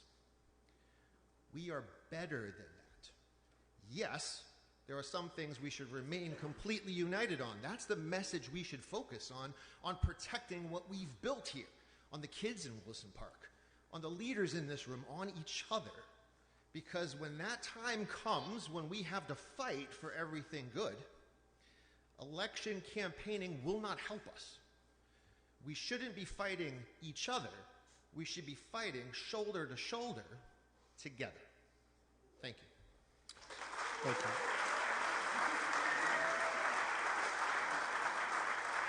Carl?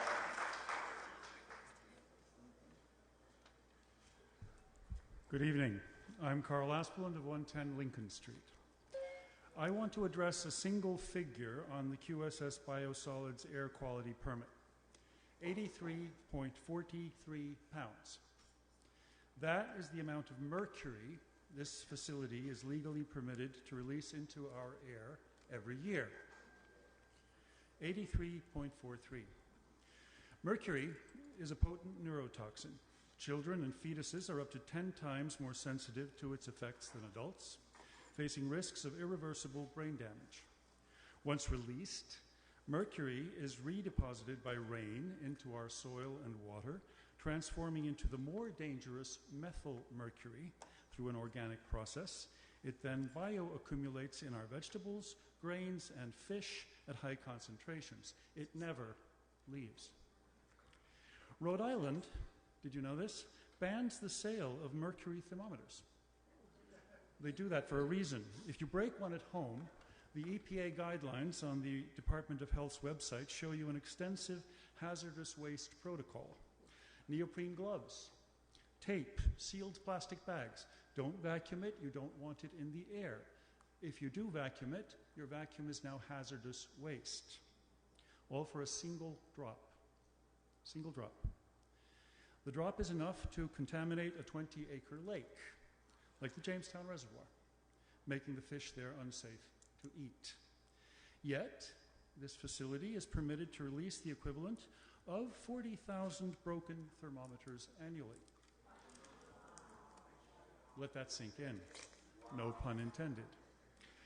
Enough to poison a body of water the size of the entire state of Rhode Island, I'm told, every single year. Approval documents show that effective filtration technology was considered, but rejected for financial reasons. At a cost of $830,000 per year, protecting our environment was deemed not cost-effective. And using the air quality permit, measuring acceptable ambient levels, is misleading. That calculates the risk of breathing mercury within the property. It sidesteps the primary way mercury harms us by settling into our food chain. Within 2 miles of a stack, a zone encompassing 10 schools here, mercury can collect in soil at concentrations 10 times higher than background levels. This creates a permanent toxic legacy that cycles through the community for decades in dust, groundwater, seafood, and plant life. The question I have, well, the two I have, is why is a cost-effectiveness metric a valid excuse to allow a steady drip of neurotoxins into our community? And who decided our health was not worth that price? Thank you.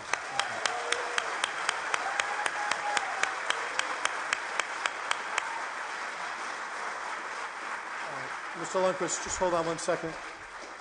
I would like to ask Rob McFadden, Richard Welch, Ricky Thompson to join the other folks who are back there because they'll be up next. Mr. Lundquist. Thank you, sir. My name is George Lundquist. I live in the beautiful suburban town here of North Kingstown. George, I think you got to speak closer to the mic so people can hear you. Is this better? I think it's a little better if you can pull it towards your face. Say your name and address. Okay. George Lundquist, 58 Clover Court, North Kingstown, Rhode Island. I agree with a lot of the attention that's being given and to the undesirability of the sludge plant, but I just wanted to we have an opportunity also to the second item being the battery plant. And there hasn't been much talk about that, but it's an opportunity for us, meaning the 2 delegates on the commission from North Kingstown, to team up with our state-appointed representatives, 6 of them, so that's 8 out of 11, so they should have some voice, to kill this battery plant. It's a high-hazard occupancy. It's going to be more and more. The more you get into it, the worse it gets. Somebody talked about commercial decisions. Initially, the literature came out that it's going to be a lithium iron phosphate, LFP type lithium battery. And that is actually a little safer battery than the lithium ion battery you hear about and read about. The problem is, and that's actually the only battery that Factory Mutual took a contract to test for fire protection. Basically, what they're going to do, and it's a commercial decision, is to take a lithium-ion battery, which has a higher energy density, and it's also a more dangerous battery. And it's an economic decision, as people have talked about. This is a developer. It's what they do. There is really directly no benefit or guarantee to North Kingstown or Rhode Island.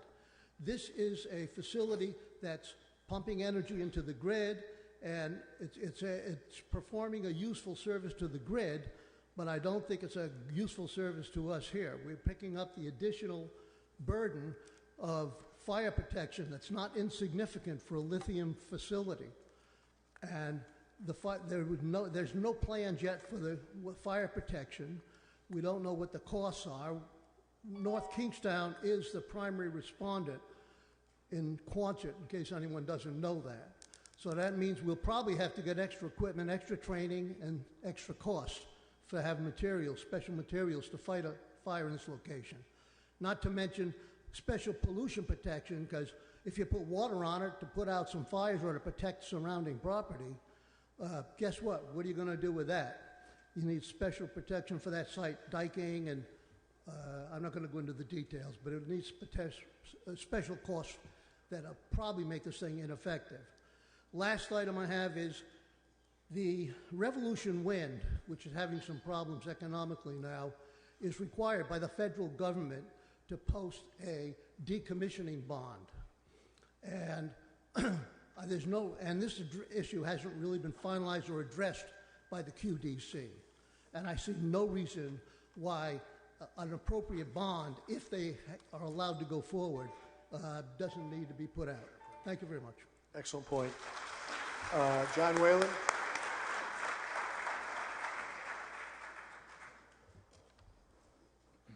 Thank you. My name's John Whalen. I live at 105 Scrabbletown Road. I have 2 daughters, a 4-year-old and a 1-year-old. My background is in infrastructure finance, and tonight I also want to talk about mercury, DEM, and the math. DEM's air permit for this project authorizes 83 pounds of mercury to be emitted per year. And mercury, as you just learned, is a neurotoxin. I will not repeat the disturbing facts you just heard, and instead focus on the financials presented in the DEM air permit. A control technology for mercury exists. It's called activated carbon. DEM's own review of the project says it would remove 85% of the mercury if deployed, but DEM didn't require it, though they could have, because QSS, the project developer, said it would cost $20 million per ton of mercury removed, and that would be too expensive. But that number is designed to sound unreasonable. So let's do the math differently. Oh, thank you. Let's do the math differently using numbers from the permit. The capital cost for the activated carbon would be $4.7 million. The total project budget is $150 million. That's 3% extra. It's not a lot. Annualize the upfront cost, add in the operating costs, and you get $730,000 a year. That might sound like a lot, but the facility expects to process 58,000 tons of sludge per year.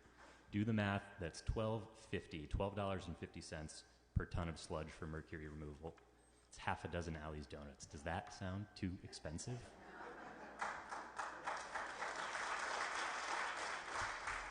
DEM and QSS think so, that is too expensive to protect our public health. The progress announced earlier tonight is welcome, But my question is, how will we trust that DEM will protect our public health and act in the public interest going forward? And as for the sludge, if spending an additional 3% makes the project uneconomical, as QSS claims, the economics were never there. And if the economics require emitting 83 pounds of mercury over the homes and schools and kids of our town, you do not need to be a professional to know that that is outrageous. Thank you. Mr. Richard Welch.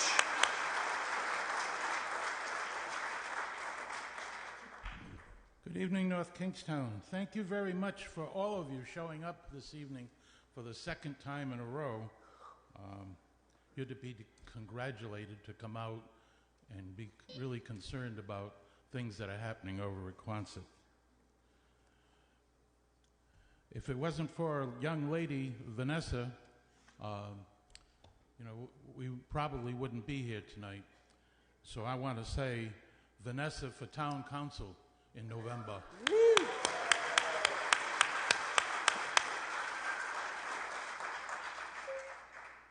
Later on in the agenda, there's going to be an appointment to the QDC board. Having served on this board myself a couple of times when I was on town council, I know how important it is to have a council member on the board, someone who is elected by us voters, to report back to the rest of the town council and to the public, something that we did when I was on town council all the time. It was not kept secret. It was not behind closed doors. It was out in front in matter of public record. I don't know why it changed, but certainly I don't think we'd be in the same position that we're in now if that continued. You know, we have 5 schools, elementary and middle schools, that are within 2 miles of this disaster coming. You know, you have to look at these things as worst-case scenarios to make sure that you're protected when something happens. Well, when that battery blows up, and as the developer said the other night at the O Club, we'll let it burn out. Okay, that's interesting. Well, we'll all have the fumes and the particles that we were told about earlier. And there is no provision to stop any liquids that are used in controlling the fire from going into the groundwater. I brought this up at that night and got no answer whatsoever. There's no dike, there's no concrete floor. That means it's just going to go right through the crushed stone into the water. And we all know, those of us that have lived here long enough, that we have a very special groundwater situation. It is limited to us. We do not have the luxury of the Situate Reservoir. All of our water comes out of the ground. The town needs to identify all of this information and contact every household. They need to do it now, and they need to do it with some consistency. Y'all are here, I don't know, maybe because of word of mouth and Facebook, but certainly not because you read it in the paper, because we don't read papers anymore. There aren't any. So we need to ask the town council to mail something to every household. There's about 11,000. So that all the people in this town are aware of the situation that we're faced with.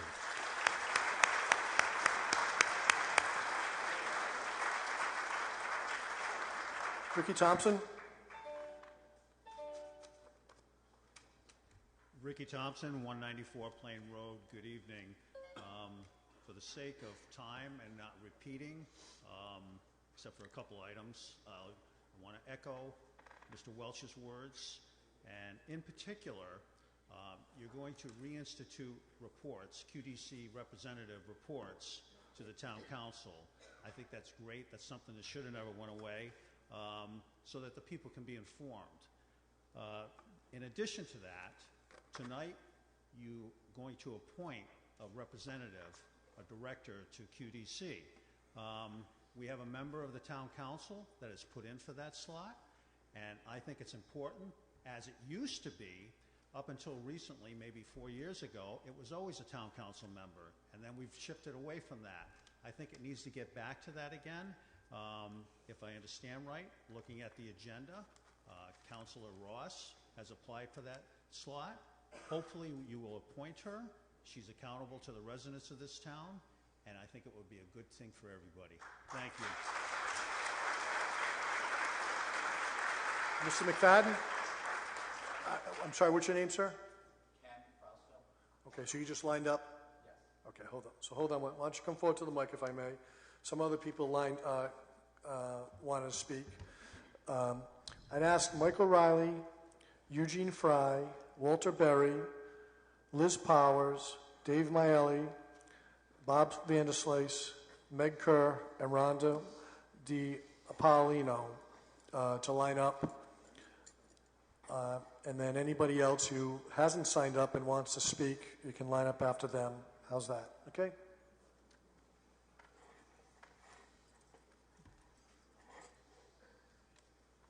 Hi, everyone.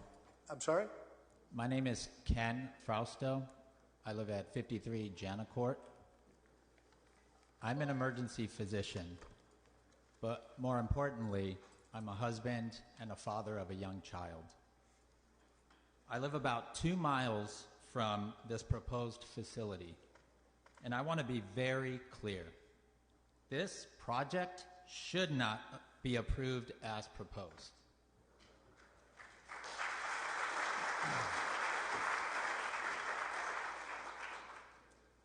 In the emergency room, I take care of the downstream effects of exposure to pollutants like particulate matter, sulfur dioxide, and VOCs. Asthma exacerbations, breathing difficulty, cardiac stress, cancer. These are not theoretical risks. They are real, and they disproportionately affect our children. This facility's own application confirms it will emit tons per year of these pollutants, and it will process sewage sludge that generates hydrogen sulfide and other odor-causing compounds. Anyone who has experienced that kind of odor knows it's not just unpleasant, it is a sign of exposure, toxic exposure. If you can smell it, you are breathing it in and inhaling it and experiencing it on your body, drinking it in your water. So smelling it, you are breathing it, living it.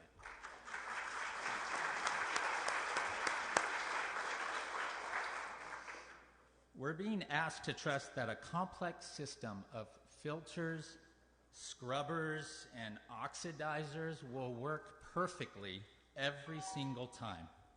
In medicine, we don't make decisions based on best care assumptions. We plan for what happens when things don't go perfectly, when the body does start to break down. At 2 miles, this is close enough to matter. This is where my child sleeps, plays, and grows. Members of the council, I am not willing to accept that risk for my family or this community, and I urge that this proposal be denied. Thank you.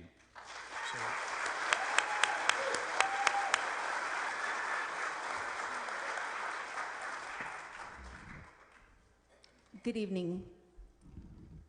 Thank you. My name is Diana Lopez. I also reside at 53 Janacourt.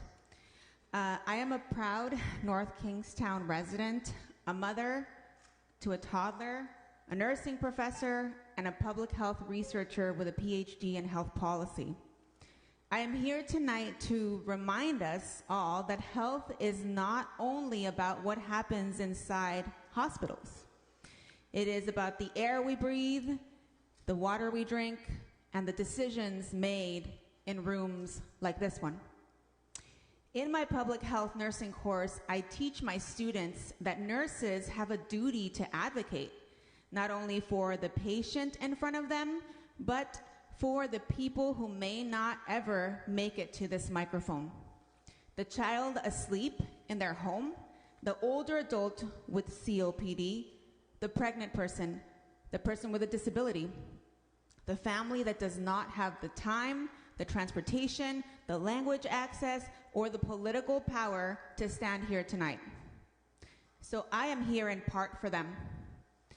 This proposal asks our community to accept a level of environmental risk and uncertainty that should concern all of us. We are being told that this process is safe, that contaminants will be controlled, that the technology will work as promised. But history has taught us to be very careful when powerful interests ask communities to accept risk now and to wait for proof of harm later. We have seen this story before, right? And whether it is Erin Brockovich versus PG&E, Flint, or countless environmental health failures across this country, the lesson is the same. Communities are often reassured right up until the damage becomes undeniable. By then, it's too late. As a nurse, as a researcher, I am not here to be an alarmist. I am here to say that uncertainty is not safety. Compliance is not the same as protection. And permits are not the same as public trust. North Kingstown should not be treated as a testing ground for unanswered environmental questions. This is our home. These are our children. This is our water, our air, our future. I urge you to stand firmly on the side of prevention, transparency, and community health. Thank you. Thank you. Michael Riley, please. Michael Riley, I think, was next. Is he here? I'll tell you what, Bob, why don't you just come to the mic? Next person up there. Bob Vanderslice, 151 Prospect. I support my neighbors and their opposition to the sewage sludge plant, but I'm here to talk about the battery plant tonight. My bias is in favor of increasing battery storage for our grid and to make renewable energy more practical, solar and wind especially. But I have got serious concerns about the potential health impacts of a battery fire. So first, with respect to air quality, we need air quality models to show what's going to happen in case of a fire. What are the constituents? What are their levels? How many people will be affected? And what are those levels compared to levels of concern or levels that would warrant evacuation? With respect to atmospheric deposition of that soot, the standard protocols for assessing hazards in soil are not appropriate for things like playground equipment and picnic tables. The little thin film, is that going to be safe? So the hazardous assessment and the emergency response plans for that facility need to include very specific information on how that material will be sampled, how it will be assessed to determine if it's safe for exposure, and who's going to clean it up. Lastly, you've heard a lot of concern about groundwater and surface water from the leachate after a fire. So what's going to be different about North Kingstown so that we don't have the same effects that we see in Moss Landing, California? We're sure we can show those groundwater and surface water impacts at Moss Landing were negative. So what's different here? None of that was explained at the public meeting, and we really need a deeper dive before we can seriously consider that plant for our Quonset. Thank you. Thank you. Meg, if you're next. You come forward, Meg. Who's ever next in line now, I think just keep coming. Yeah, we're getting mixed up. My name is Meg Kerr. I live at 151 Prospect Avenue. I also wanted to say a few words about the battery plant. I'm an environmental scientist. I worked as an advocate on all the climate change laws that we now have in the state. I strongly support our transition to renewable energy. I understand that battery storage is a part of what we need to do. But we went to the meeting last Wednesday, and I have deep concerns about the project that is being proposed at Quonset. And I'm really glad that our elected officials are here, because I do think this is something that our state senators and representatives need to be paying attention to. The project that's being proposed at Quonset is going to be one of the largest in the country. It's untested technology. There's a lot of noise associated with it. They poo-pooed the idea that there might be fires, but we know that fires are part of the problem that goes with batteries. We need to, I was working in my career at the time when we really opened the gates with developing solar. Solar's important, but we put solar in a lot of places where it shouldn't have gone because we didn't slow down and study it carefully. And I feel like we're running that risk of doing the same thing with this large-scale battery facility.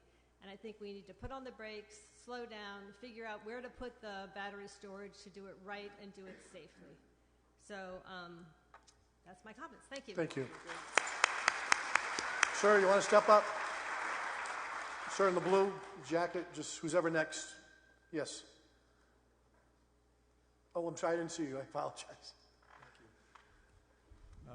Walter Berry, 83 Brookside Drive, North Kingstown, which according to Google Maps is a little less than a mile downwind and downstream from West Davisville. So I'm also here to talk about the battery plant. Those of you who missed the QDC meeting, I can tell you they had much better refreshments there than they have here, because they did have brownies and it was coffee. It was lovely. However, they very strictly controlled the way that questions were asked, which was very efficient for them, but horrible for the people who were there. And so I have some questions that didn't get answered that I would sort of actually like to kind of read into the record, because I'm hoping that somebody here or the town eventually can get some answers to those. You can read those in the record, sir. We just ask you to keep to 3 minutes, and we will certainly get a response. Oh, no, they're quick. Okay, so the first one was that, so I asked, one question I did ask was how frequently the plant would be inspected by registered outside independent inspectors. And the answer to that one was never, which was not really the answer that I was looking for. The explanation was that that's not a town or a QDC requirement. That's up to the state in terms of how frequently these things are inspected. And so that is just something that didn't make me very happy, and maybe not the other people here too. What was the most disturbing thing, perhaps, was when somebody asked the question, what relevant experience does this company have in terms of running a facility like this one, right? And they got up and they said, oh, we've worked with the transistors and the transcribers and the changers and the this and that and the whole thing, and so, everything is cool. And so then somebody said, what kind of experience do you have running a plant like this? And after 5 or 6 times when we asked that question, they said none, essentially, right? Because as someone has pointed out. So that was very disturbing, both that they have none and that it took us so long to kind of find that out. Now, my third question is about a conversation that I had with a representative, the QDC representative who was giving the presentation. And what she told me was that we should be happy that this is happening at QDC, because with QDC as the landlord, if the plant owner doesn't comply with the permits and DEM cites them and says that they're out of compliance, that QDC can throw them out. And so I was wondering if in fact that's true or if that has ever happened before. So thanks. You're welcome. Thank you. Again, who's ever next? I know a bunch of people came up. So who's ever next in line, that'd be great if you came up. Thank you. Good evening. Stand to a short person's level. My name is Daniel Slattery. I live at 15 Driftwood Lane in North Kingstown. Thank you for the opportunity to speak. I'm here tonight to express my opposition to the QDC plant, like many before me and others who will speak after me. My concern is about people of North Kingstown, the health, the safety, and the welfare, and the people being exposed to the possibility of harmful toxins, as well as compromising our groundwater, which the pipeline always tells us is probably the best in the state. I know that's a difficult decision when business wants to expand and profit is the motive. But being a former town council member, I know that the most primary role I had was to protect the people of the town and make policy that was in the best interest, their welfare, their safety. And unfortunately, it's been compromised by this QDC sewage plant. While I'm encouraged by the temporary halt to the project for a year, I'm also encouraged by our town manager's statements, the council's support, our state representatives' support, elected officials. But that's not enough. A one-year moratorium needs to be pushed up. It needs to be stopped, and it needs to be stopped immediately. The safety, the welfare, and the health of our community should not be compromised for profit. I hope that the urgency of the situation encourages all of you who are public policymakers to push it hard, to use the legislative process and anything else you can do to stop it. I'm not against facts, I'm not against business expanding, but I am against what I consider to be unreasonable and just illogical pushing to get something done, because there's no other place to put it, and it shouldn't be done in this town. Thank you. Mr. Flattery, what's your address? Hi, Greg. What? What's your address, sorry? 15 Driftwood Lane. Driftwood Lane. Thank you very much. You're Thank you for your comments. Please, next person, step up. Thank you, sir. Eugene Fry, 126 Edmund Drive. Before anything else, I want to make sure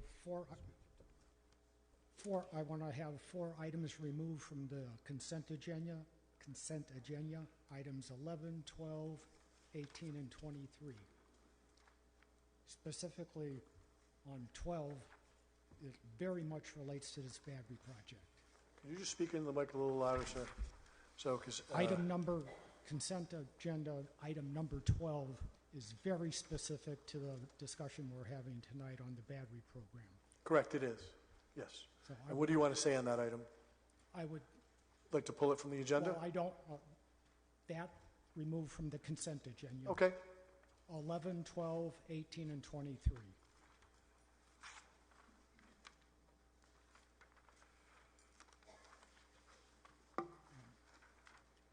Most of the other items, I think, that I have interest in are after the consent agenda anyway. Yep. Especially related to the appointment of another representative to Quonset board. That's all I have. Thank you, sir. Ma'am, come forward. Hi, my name is Rhonda Diapollonio, and I'm on... I can't hear you, so... I am Rhonda Diapollonio, and I live on 90 Elm Drive, down the street.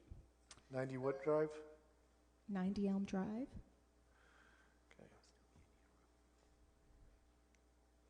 And I want to speak about 2 proposed facilities that we're told are safe, proven, and green. And after the research I've done, I no longer believe that. In Denmark, a pyrolysis plant exploded in 2020 and then again in 21. It was blown entirely to bits. Children had to be kept indoors due to the black smoke permeating their village, and the company shut down, and nobody was held accountable. And the only reason no one died in that little tiny village was pure luck. Another pyrolysis plant in Ashley, Indiana, caught on fire 2 separate times, with workers suffering lung damage. A South Korean study documented 19 pyrolysis incidences in just 11 years. 19. The second issue I'm very concerned about, just days ago at a CDC meeting that I attended, developers of a proposed battery storage plant sat and told all of us, many people who were here, that a large-scale facility fire would be, and I quote, not very different from a house fire. A chemical engineer stood in front of me and said that. That's not true. NFPA documentation shows that lithium battery fires release hydrogen fluoride, a gas that penetrates skin and attacks bone, along with hydrogen cyanide and VOCs. None of that was mentioned to any of the people in that room. When asked by an audience member how long a fire would burn, we were given no answer. When questioned about the nearby daycare and evacuation plans for that daycare, we were given no answer. Their admitted protocol, as a few other people have said today, is to just let it burn. And they do have some sort of cooling method, but again, it could burn for days. My mother lives near these proposed sites. And if our sole source aquifer is ever contaminated, many have learned the hard way that the EPA and federal courts will not save us. Yesterday, after doing research, I found out that the EPA studies these different toxins every 2 years, but there's a clause that creates a situation where they have no obligation to actually do anything about what they find. They just keep studying these things every 2 years. And farmers and people with organic farms have had legitimate lawsuits thrown out by the federal court. Their entire livelihoods have been thrown away in Texas and many other states. My final point here is that prevention is our only protection. The people making these promises won't live with the consequences. And those of us who will suffer the consequences are being gravely misled. We aren't being asked to accept proven technology. We're being asked to be the experiment, and I do not consent. Thank you.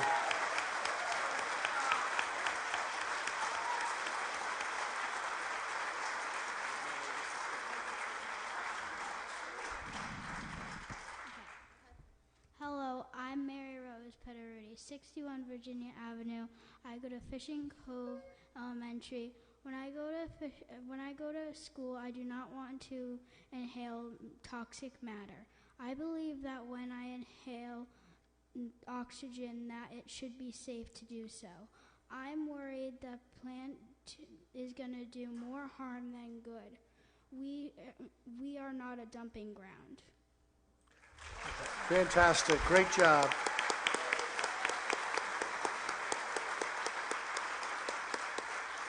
It's a tough act to follow. You took the words out of my mouth. Very tough act to follow.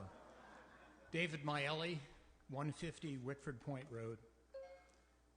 Members of the Town Council, Town Manager Mollis, Governor McKee, Lieutenant Governor Matos, and fellow North Kingstown residents, good evening. I am speaking tonight because I have submitted my name for consideration to be the second North Kingstown representative on the QDC board. So I want to tell you a little about myself. I am a lifelong Rhode Island resident and resident of North Kingstown since 2019, residing in Wickford Point with my wife Diane. For those who are not familiar with Wickford Point, we're about a half mile as the crow flies from the southern boundary of the Quonset Business Park. I am also a communicant of St. Bernard's Church in North Kingstown. I have worked for Citizens Bank for over 25 years and currently serve as SVP and Chief Administrative Officer for Citizens Asset Finance. In that role, I head the Asset Finance legal team, and I am the Senior Manager in the Asset Finance Johnston office. I have been a member of the Rhode Island Bar since 1985, when I graduated from Boston College Law School. My legal background makes me well-versed in reading and interpreting complex legal documents, in dealing with corporate governance issues. Over my career, I have served on many governing boards, including the Narragansett Bay chapter of the American Red Cross, the Providence Animal Rescue League, and most recently as chair of the Board of Trustees of LaSalle Academy. Anyone who knows me will tell you that I am not a very political person. Prior to the town council meeting on March 30th, 2026, I was not acquainted with anyone on the town council except for Linnea Drew, who I will wave at when I see her jogging through the neighborhood.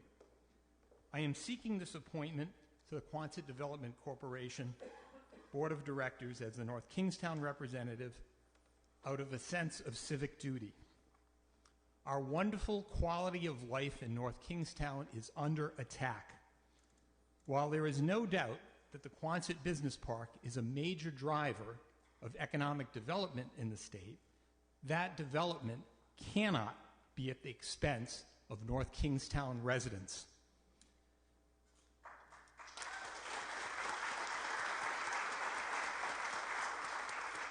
If I am appointed to this position, I will do everything in my power to stop the QDC from using the cloak of executive sessions to put forth projects without public disclosure and public input.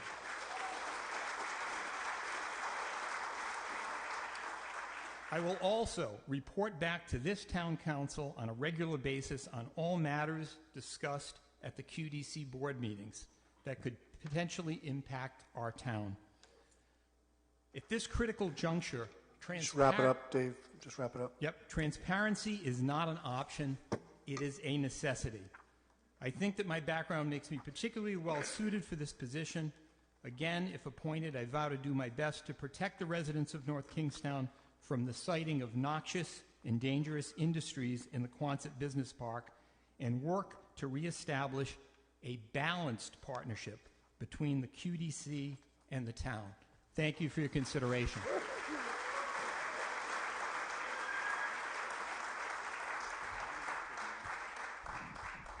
Liz Moulton Powers, 56 Chestnut Road. I have a friend here who didn't get to sign up, so I'm going to read two really quick questions that he had. And one was, let me put my glasses down.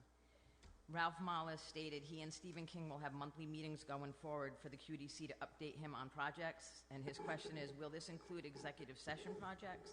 And then for Governor McKee, thank you for being here. The QDC's charter allows them to operate unchecked. Please change this charter. I know I'm bad, sorry. And so I just want to say really quick, we have all these petitions. We have a group of about 40 people that went door to door the last week and a half, and there's about 1,600 signatures here. And more important than the signatures is getting the word out, because you guys know last time we talked about having postcards to send out to everybody, and obviously that's not going to happen, which is fine. We're going to make sure everybody knows, but I think going forward from here, as a council, you need to figure out how you're going to reach everybody in town. You know what I mean? Not everybody's online, and people deserve to know what's going on. And what are we doing, right? Everybody's coming up here with these stories that make us want to cry.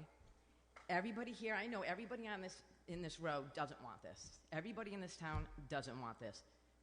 Julie Casimiro and Bob Craven last time, totally against it. Governor McKee, you sound like you're against it, right? Everybody in this town thinks that you have this mighty pen and you can just sign it away, right? But we do know that you do have a lot of influence. I mean, I think it would be lovely if you could just come up here and tell us what you're going to do. You say you're going to stand shoulder to shoulder with us, but how do we know? Like, what are you actually going to do?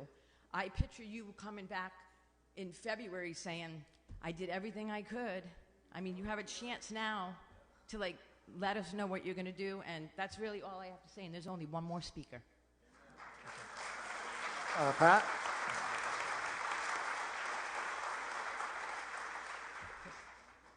Excuse me.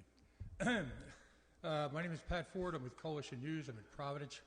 I don't often speak at these meetings, but I sit here in sort of astonishment. Sometimes I occasionally get so angry it's hard to speak. I go to meetings like these often, sometimes 3 to 4 a week, and I must say that the passion and technical excellence brought to you tonight, brought to bear by members of your community, are nothing short of remarkable. But ponder this. The McKee administration, ostensibly here tonight to save you, managed the very state agencies, Department of Environmental Management and Quonset Point Management, that brought this community to the brink of disaster. How could these issues possibly have been allowed to reach this point? Elections have consequences. Thank you. Ms. Shaw?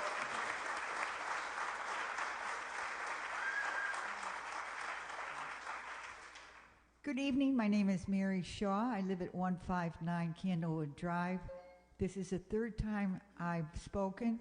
I am 77 years old. I have been dealing with Stephen King and Craig Mancini for years. And Jim Sheehan many times have tried to help us. My house is the only house that has direct access to the bicycle path at Quonset Point. I live in a neighborhood called Candlewood Association, Candlewood. And my husband died 4 years ago. From what? Dirt. You look around, you drive around at QDC, and you will see pile upon pile upon pile of dirt.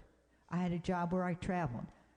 Deceased husband didn't wear his hearing aids, didn't pay any attention. QDC piled 40 mounds of dirt, 2 and 3 stories high, 86 for my house. And the ruling is, my understanding, if you're dealing with dirt, as long as it's kind of moving around for 18 months, you don't have to cover it. Their solution was to build a stockade fence. I made a joke about some literature that was scratched, some words that were scratched on the fence. They made it longer. They made it higher. They moved the dirt closer to the lacrosse field. We notified the daycare. We notified the lacrosse people. We sent out flyers. What happened? Mr. Mancini sent me a letter saying, you need to hire a lawyer. I had one lawyer that knew everything because she used to work for the Rhode Island Department of Environmental Management. I have a letter in which the Rhode Island Department of Environmental Management told Stephen King, all you have to do is do everything you do under the guise of maintenance, and then you don't have to notify the abutters. My notification that they were going to chop all the trees down that were acting as barriers was a friggin' huge bulldozer. That was my notice. I found out about this meeting from a woman who runs a bioethics committee. At 5 o'clock, the meeting was at 7. I got a correspondence from the Rhode Island Coastal Council that QDC was going to dredge the port. And guess what? Rinse it off and put the dredging on Site 7A, which is behind my house. Look around at this dirt, folks.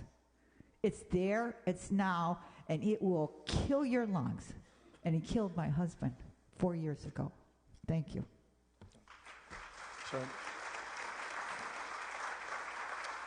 So that is the end of the people who wanted to speak tonight. I just have a couple of small things. Sure. Okay. Thank you all for coming. Thank you, Governor. My name's Sean Conroy, 67 Longfellow Drive. And I just want to make aware that I've been doing a little bit of research on the Moss Fire. And from what I found, the EPA said that all levels were fine. Everything was okay. However, there was a baseline taken from some researchers at San Jose State University. They took base levels, which is really the only data that is worth anything. They took base levels of the soil and the samples 2 years before the fire and after the fire. Now, the numbers were they were off the charts, thousands of times greater.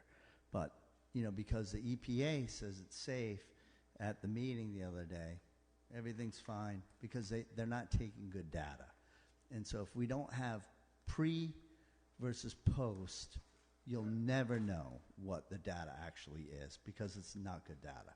So I would say that if, hopefully, we do not go through with this, but if we do, then let's get some real baseline data on what's going on in QDC, where it is now, and what it's going to be later. Because I lived in Camp Lejeune, super fun site. I lived in Otis Air Force Base, another super fun site. And then I met my beautiful wife in North Kingstown, grew up here.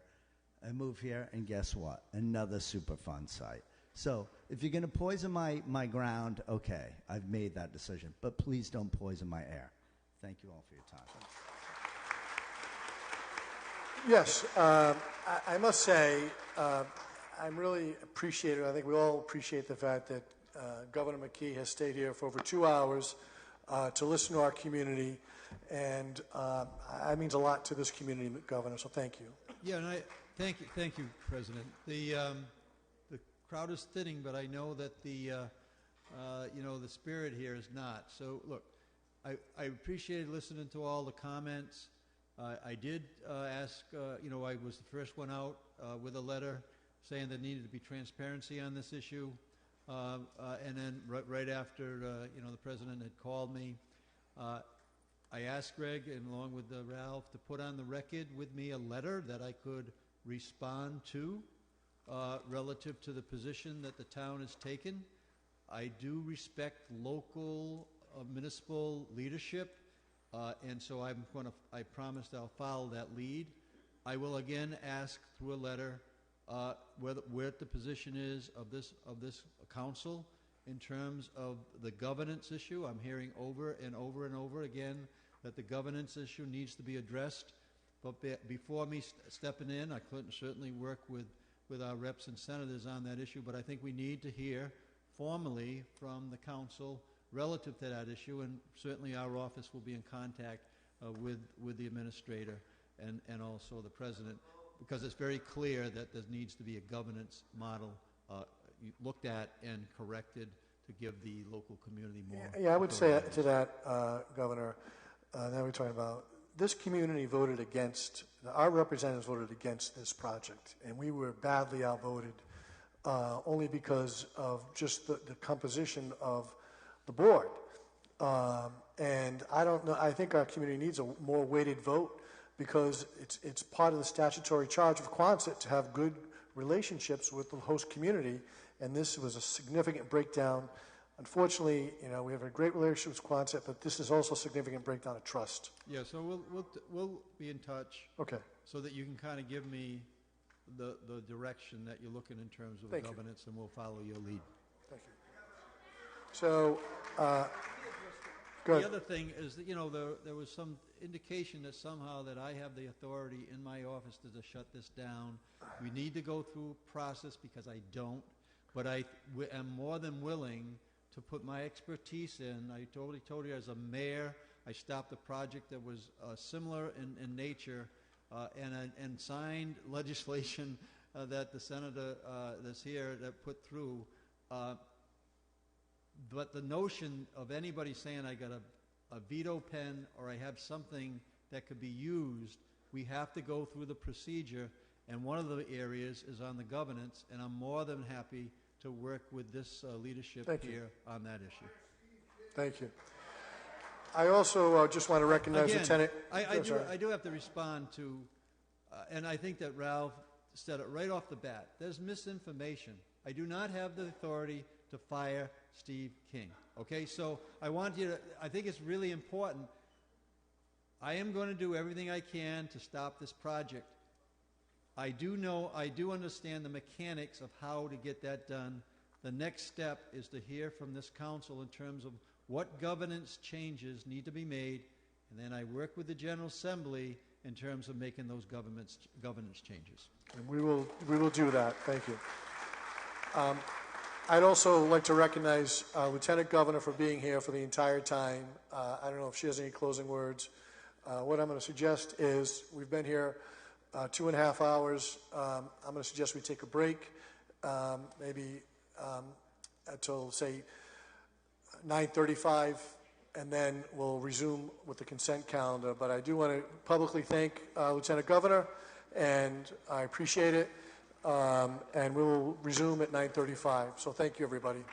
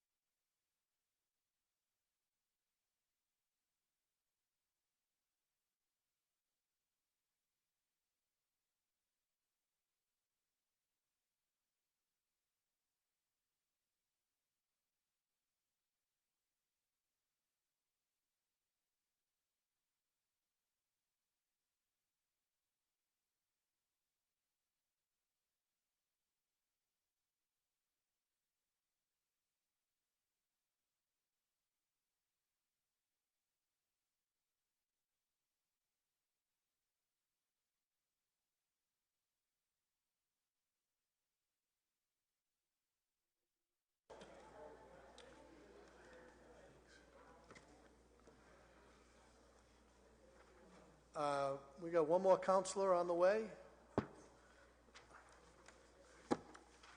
Okay, she's on the way, so I'm going to begin.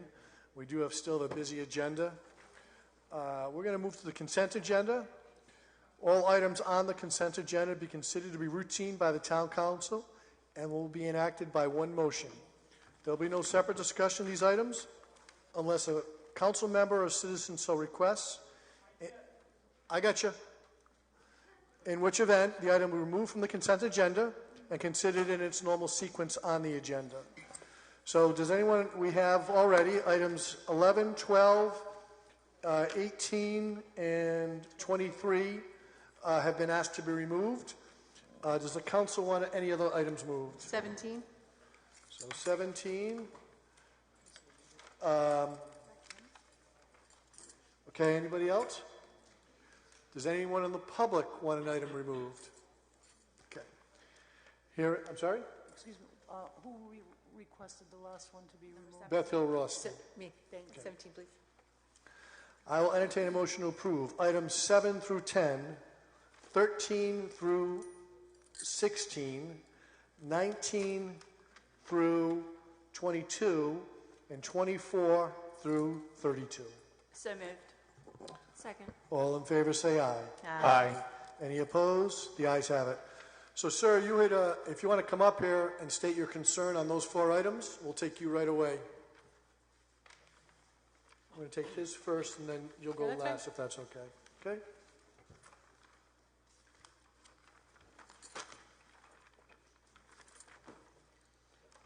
Do I need to restate name for record? No, I don't know if you have a specific reason for any of your, Yes. so if you, for item 11, if you can state your reason for asking it to be pulled. Usually, at this point, you'll ask, you'll have an issue, we'll give you an explanation, and then we'll vote on it. Okay. My issue is if you do not, there's no reason that you have to accept a resignation Correct. letter.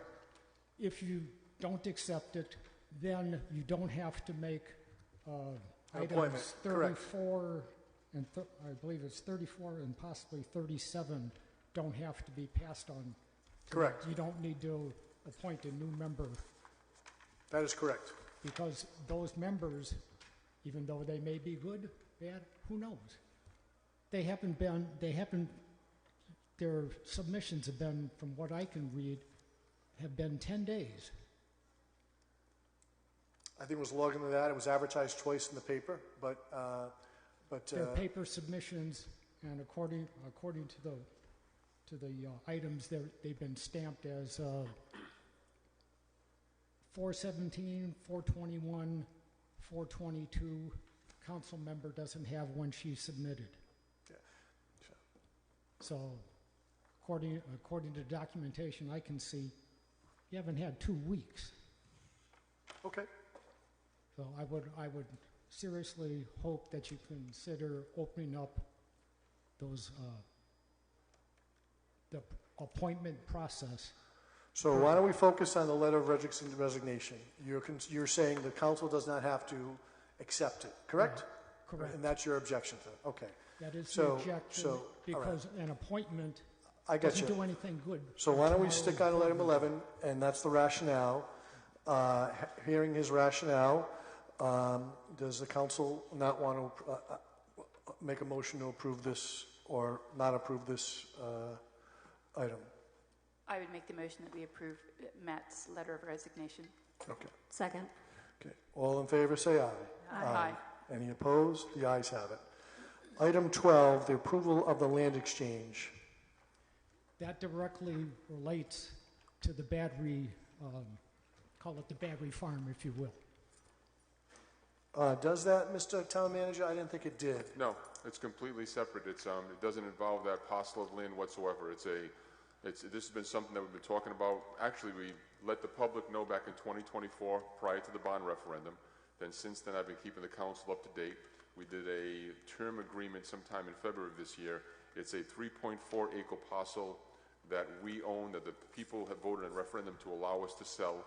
And then and then we have abandoned another parcel of road that's 1.1 acres, and we are going to own a 4.5 acre parcel along Gate Road, which we'll be building the public safety complex on.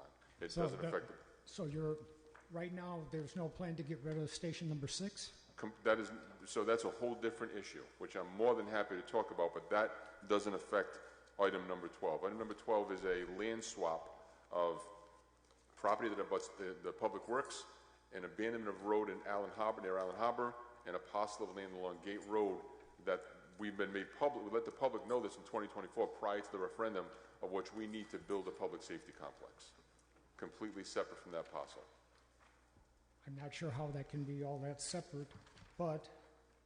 Please let me know how I can help. They're completely separate, but please let me know. Okay, one of your supporting documents, it looks like you just wrote today I'm sorry?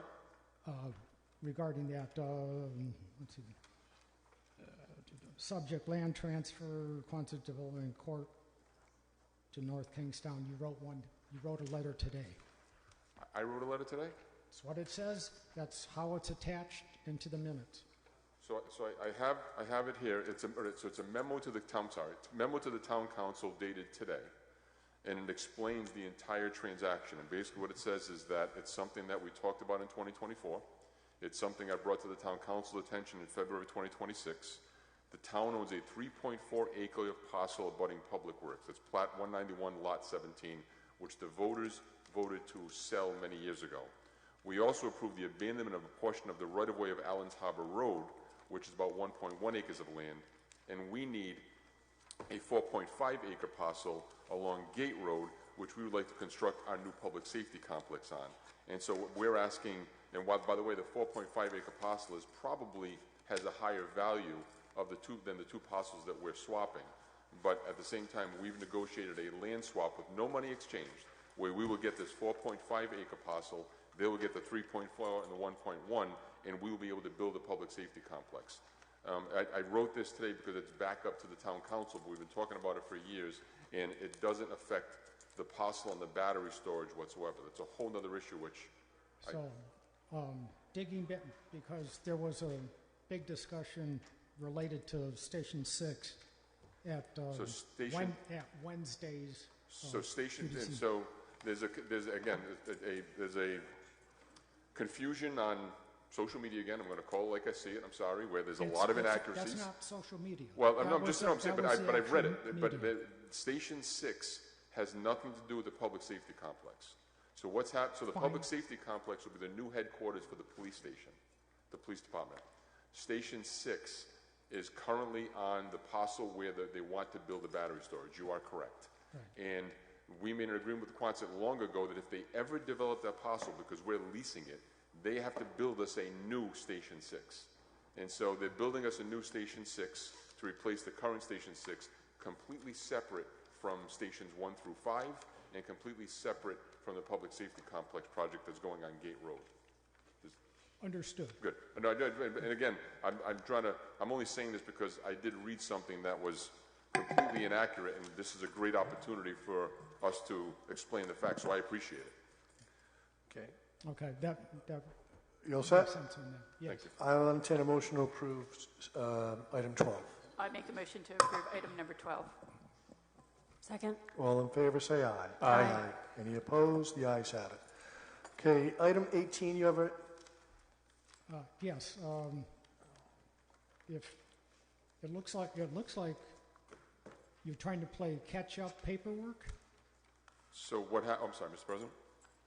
Go ahead. So what happened is an application for a Class F alcoholic beverage license for an event that took place in Wickford. The application came in after the last meeting.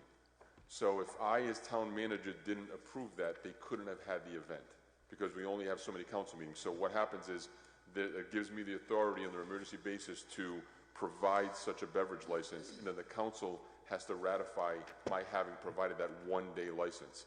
Happens every once in a while. Someone may come in and they're having a public event. They need to close a road for a neighborhood party, but it comes in and there's not a council meeting before their event. So if I don't have the authority to do that, the event can't take place.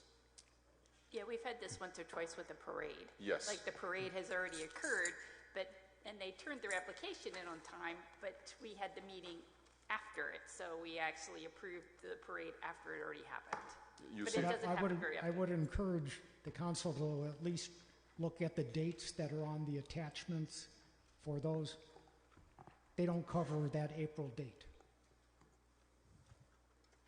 Let's look at it right now. The application is...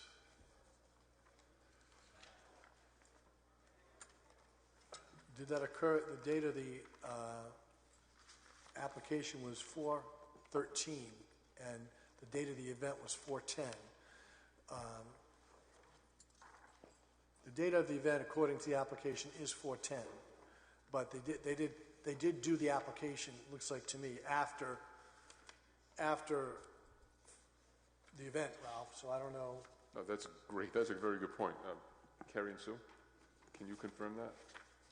I'm sorry. It's okay. So that's a great point. The Wickford Art Association, the Sip and Paint event that I had to have ratified because it wasn't a council meeting.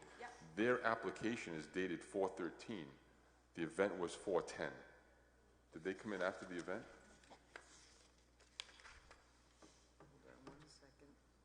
I see a 6-1 on there also.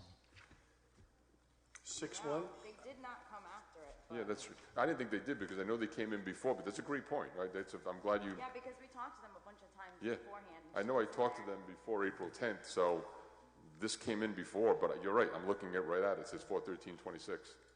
Well, it does say here, approve 4/13, and then approve 4/14. Approve 4/13 by the fire department, approve 4/14 by the building department. So I'm not so sure that date, where that date on the top comes from, 4/13. I remember her being in there a couple of times. I feel like... Well, regardless, sir, you raise a good point, and I think that in the future that the applicant has to do a more thorough job of filling out the paperwork accurately.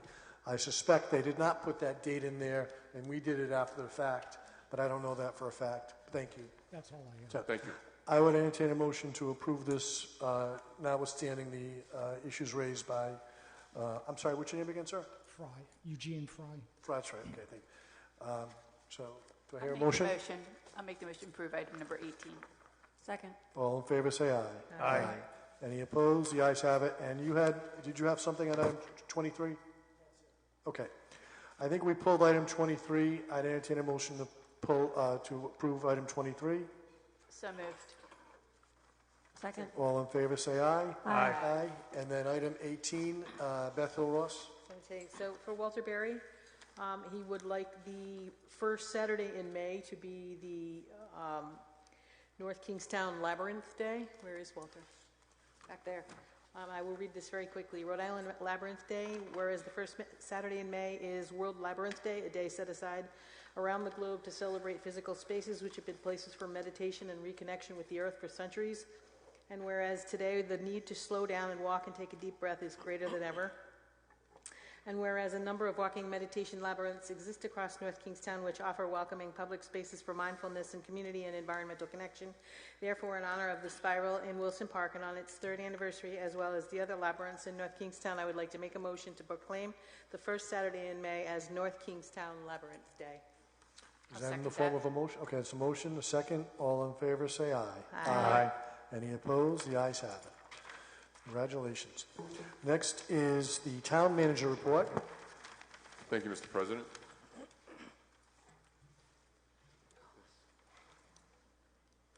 Okay. So, school department bond projects, Councilperson Page and I attended the most recent meeting of the School Building Advisory Subcommittee on April 1st. Perkins Eastman provided an exterior and interior design update on the middle school. The goal is to try to bring in some historical characteristics associated with the current middle school and the village into the school. Peregrine provided a project update as they continue to work with RIDE on stage 3 for both the new middle school and the capital improvement projects. We conducted a thorough review of the alternates as well as a result of the survey of the committee members in regards to the alternates. We all prioritized which ones we felt should be addressed, and the final set of ranked priorities was sent to the school committee. The bids for the high school roof replacement came in much less than we expected, so that was very beneficial to all of our capital improvement projects. The committee proceeded with a review of the project labor agreement analysis. There was a lot of public comment in favor of a PLA.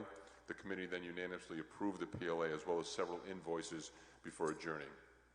I believe our next meeting is tentatively scheduled for next Wednesday, May 6th, and all of the previous meetings' videos are archived on the website. So anyone who wants to look at any of these videos or the meetings, very informative, a lot of information, please feel free to just visit that and you can watch any of the old meetings. As far as the public safety bond project, the internal working group continues to meet regularly as we rapidly move forward towards final design in order to reduce some potential costs prior to the bidding process. As I've detailed in some prior reports, the cost estimates have come in significantly higher than the bond and slightly higher than some of the estimates that we had provided. The land agreement with Quonset necessary for the construction of the public safety complex was just passed on tonight's council agenda, and then the public meeting to analyze a potential project labor agreement for these projects will be held on Thursday, May 7th.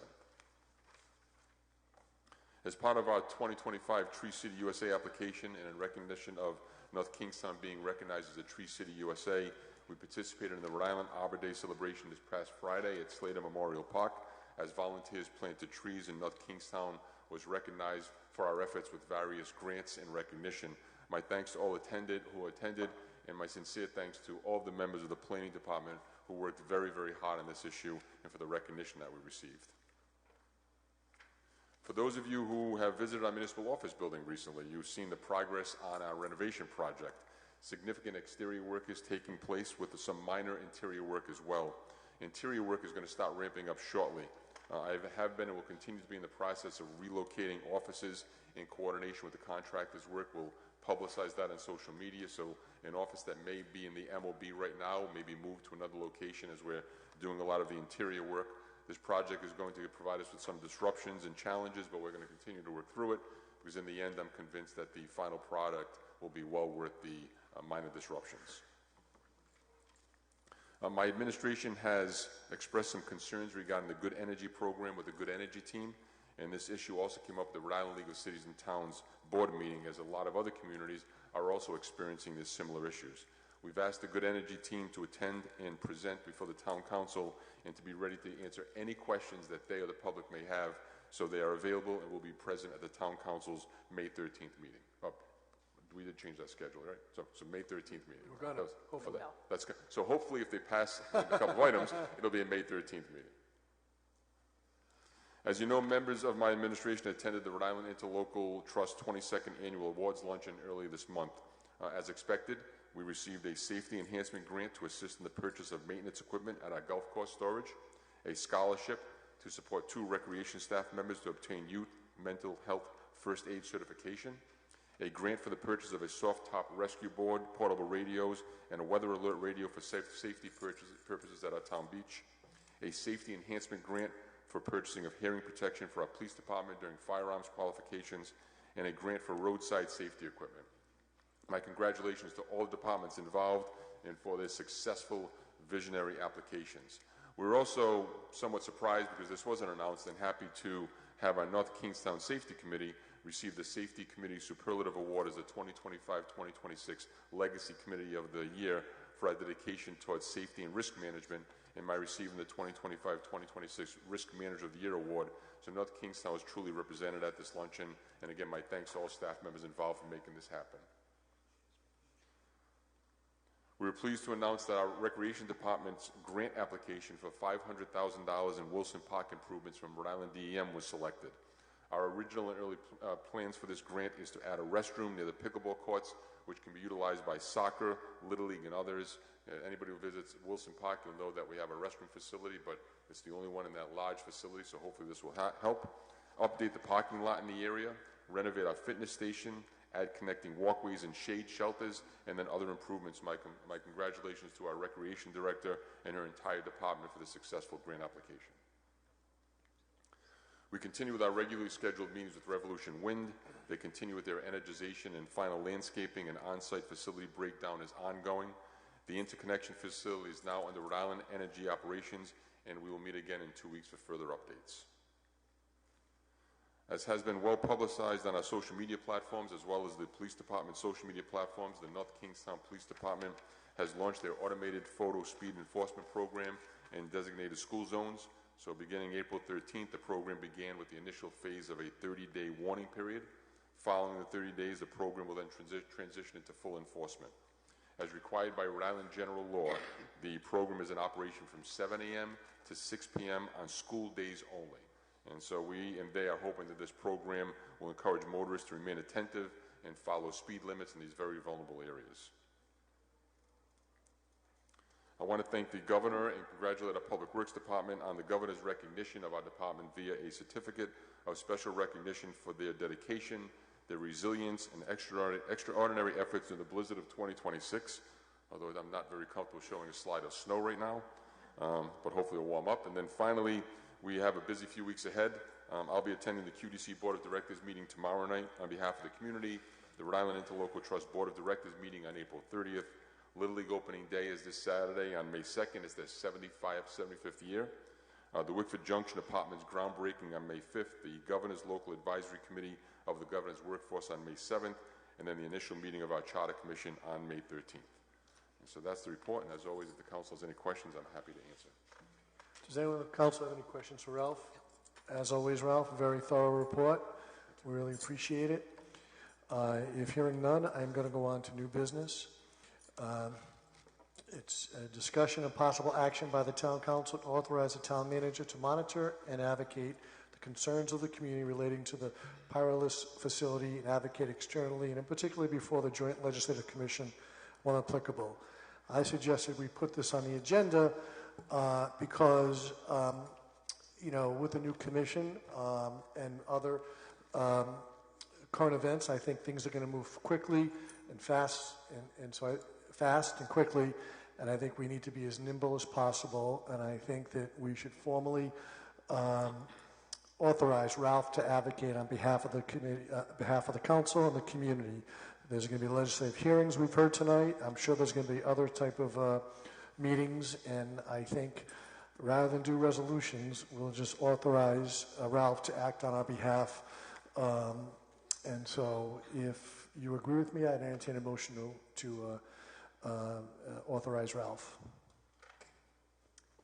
Yes, I agree with you. I would authorize Ralph. I think that you have a good idea of what the council thinks. You've heard the community, and so I think that if we haven't convened yet and don't have a meeting scheduled, I have no problem with you stepping in and speaking for us until we meet at our next agenda. Okay. Do I have a second? Second. Okay. All in favor, say aye. Aye. Any opposed? The ayes have it. All right, Ralph, we just authorized you to do a lot more work, so congratulations. Thank you. Next is we're going to, I propose moving the May 4th meeting to May 13th, which is a Wednesday, and cancel the May 18th meeting. I know I'll be out of town on May 18th. I believe Ralph is not going to be around. And so I would, if everyone's schedule's clear, I believe that a clerk had preliminary checked with everybody, if I'm not mistaken, correct? Okay. Then I would ask for a motion to approve these changes to the meeting schedule. I'd make the motion to change the meeting schedule. Second. All in favor, say aye. Aye. Any opposed? The ayes have it.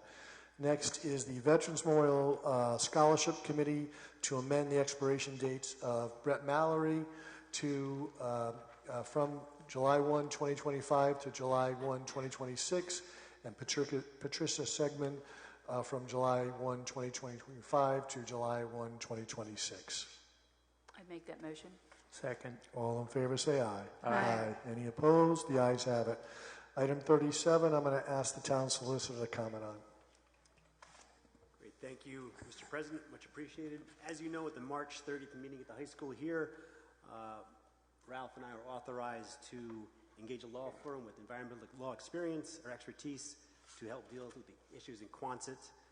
For context, I do want you to know that we researched both public and private options for legal counsel, and we did reach out to Earth Justice, which is I think was suggested by Mr. Dow or Mr. Russ, which is a nonprofit legal organization that focuses on environmental issues. Their review of issues in Quonset takes time, weeks at a minimum. And frankly, we just couldn't wait that long. But that is still in process. So after research and consultation with our attorney suggested by Mr. Pastore, we were able to secure the service of Desatel and Browning out of Newport. As Mr. Mollis said, they've already started their review of the situation in Quonset through the permitting process. For some background, our attorney Desatel focuses on state and federal environmental, coastal, and utility, energy, statutory compliance litigation. She also served as legal counsel to the Rhode Island Department of Environmental Management for 8 years, and attorney Desatel served as legal counsel to the Rhode Island Senate Committee on Environment and Agricultural.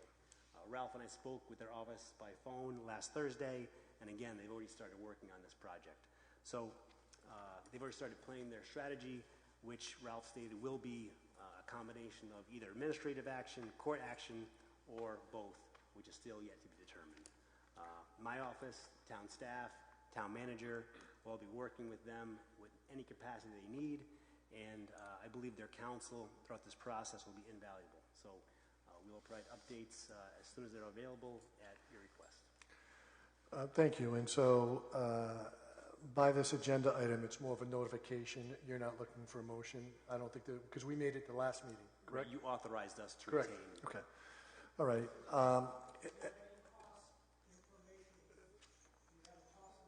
So I think that we have to figure out a budget for the. Yes. I can talk about the rates or that type of thing if you'd like. I'm not so much concerned about the rates, but I think that we should get an estimate from the council for the next meeting to find out what they think this is going to cost us. I know that I'm confident the rate is market rate. We did this for the public because we were concerned. We did it so quickly because we were concerned we had to act quickly. One permit was issued by DEM. And we're confident in the firm that we hired that can address possible deficiencies in that permit. But I do think we have to get maybe for the next meeting, we'll get a better parameter on what's it going to cost to challenge the 3 potential permits.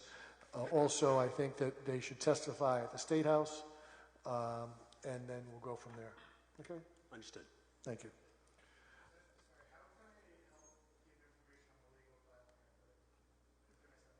So why don't you speak to us offline, maybe after the meeting, and we'll go from there.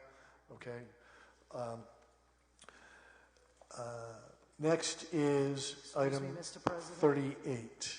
Okay. Item 38 is an appointment to fill the unexpired term of Mr. McCoy. Greg? Yes, sorry. I'm sorry, we need to have a vote to extend the meeting. It's after 10 o'clock. Thank you very much. We can do that. I would entertain a motion to extend the meeting. So moved. Second.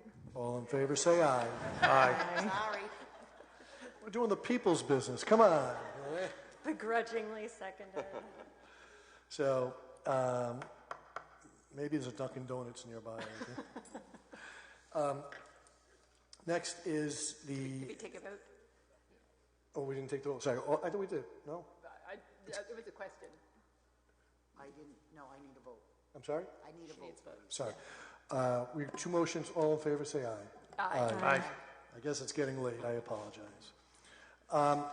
So next is Quonset Development Board of Directors appointment to fill the unexpired term of Matthew McCoy. That term will go to December of this year. I had asked the clerk to put an advertisement out to try to cast the widest net. We even got an applicant who was not from North Kingstown, which I did not expect. And anyways, we have 4 applicants. One is Beth Hill Ross. Beth, do you want to start us off with any comments you may have? No, I don't think I need to. Thank you. I'm sorry? I don't think I need to. Thank you. Okay, thank you. After the last meeting, I had a conversation with Mr. Maelli. I didn't know him at all. He applied. I thought he acquitted himself well tonight. And I think his credentials, in particular, his ability to, or his experience with handling legally complex documents, I think is particularly important. And I think it is his legal background will help him argue what should be an executive session, what should not be an executive session. He has also pledged to regularly report to the council of what happens at Quonset. So it's my hope that we would entertain a motion or make a motion to appoint Mr. Maielli. You know, I think it's important that we have somebody who lives up in the area, and so I do see that we have 2 applicants who live up in the area, and so my preference would be among those 2, but after hearing Mr. Maielli speak here tonight, I would make the motion for him. Okay. I would second that. I would agree. He mentioned seeing me running. We're neighbors. We live near Quonset, and I think it's important to have additional representation from the town, from somebody who's not an elected official. I understand, why Councilor Hill-Ross, tossed her hat in the ring, but I do think it's important to have additional representation from somebody else, and I think that Mr. Maielli would make a good representative for the town. Okay. So that's a second? Yes. Okay. All in favor, say aye. Aye. Aye. Any opposed? Opposed. Sorry, I should have done a roll call. I abstain. Okay. So did you get that, Madam Clerk? We've got 1 abstention, 1 opposition, and 3 support. Okay? Yep. With that, we're going to go on to item 39. Congratulations, Mr. Maielli, by the way. Appreciate it. Looking forward to working with you.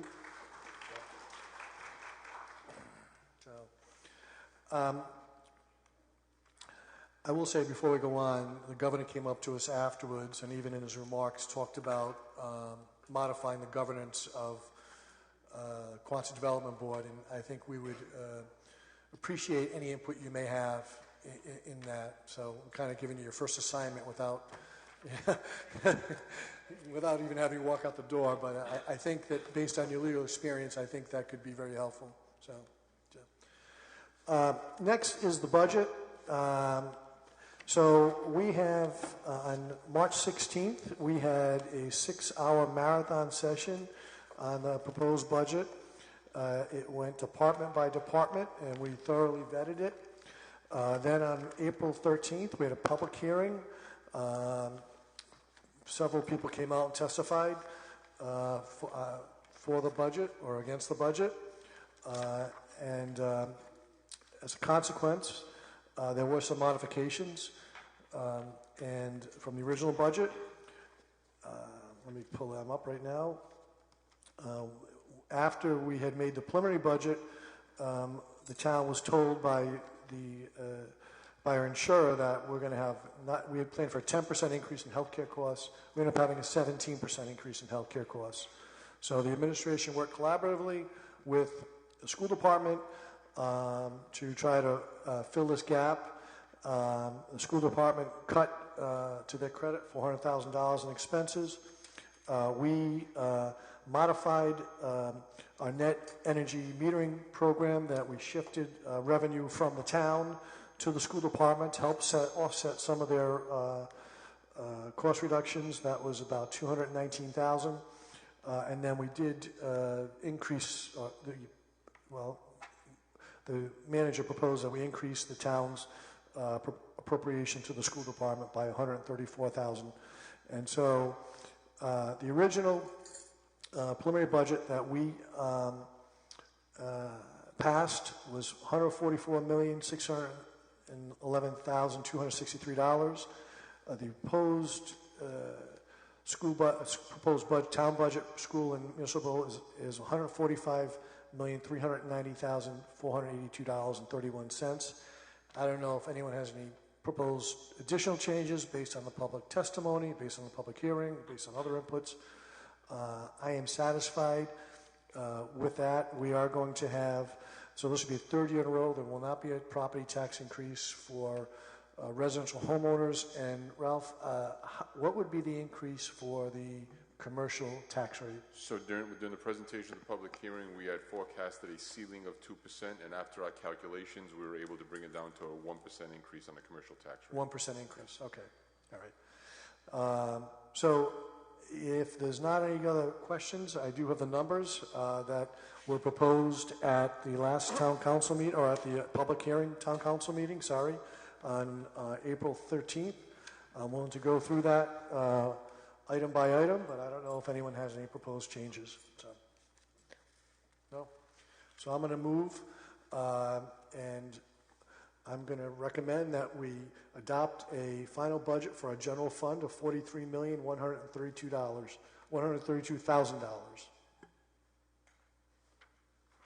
So moved. Okay. Second. All in favor, say aye. Aye. Oppose? Okay. I'm going to propose that we have a debt service fund of $6,183,256. So moved. Second. All in favor, say aye. Aye. Any opposed? Oppose? I'm going to suggest that we have a budget for Allen Harbor for $473,167. So moved. Second. All in favor, say aye. Aye. Any opposed?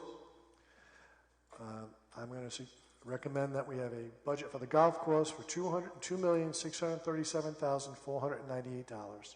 So moved. Second. All in favor, say aye. Aye. Any opposed? For the water fund, I'm going to propose a budget of $7,566,183. So moved. Second. All in favor, say aye. Aye. Any opposed? The municipal court fund, we propose a budget of $320,792. So moved. Second. All in favor, say aye. Aye. Any opposed? The ayes have it. Sewer fund, $2,302,362. So moved. Second. All in favor, say aye. Aye. Any opposed? Transfer fund station, $1,358,682. So moved. Second. All in favor, say aye. Aye. Any opposed? That's what I said. Okay, let's redo that. I thought I proposed a budget of $1,358,642. So moved. Second. All in favor, say aye. Aye. Any opposed? Great. For the library appropriation for the town, we propose $1,542,187. So moved. Second. All in favor, say aye. Aye. Any opposed? State aid for the library, $302,406. So moved. Second. All in favor, say aye. Any Aye. opposed? Okay. So for school, the town appropriation, $66,156,544. So moved. Second. All in favor, say aye. Aye. I oppose that. Any opposed? One opposed. State aid for the school fund, $13,374,489. So moved. Second. All in favor, say aye. Aye. Any opposed? Restricted aid, $40,966. So moved. Second. All in favor, say aye. Aye. Any opposed? Okay, total town budget of $145,390,492,000. So moved. Second. All in favor, say aye. Aye. Any, Oppose. okay.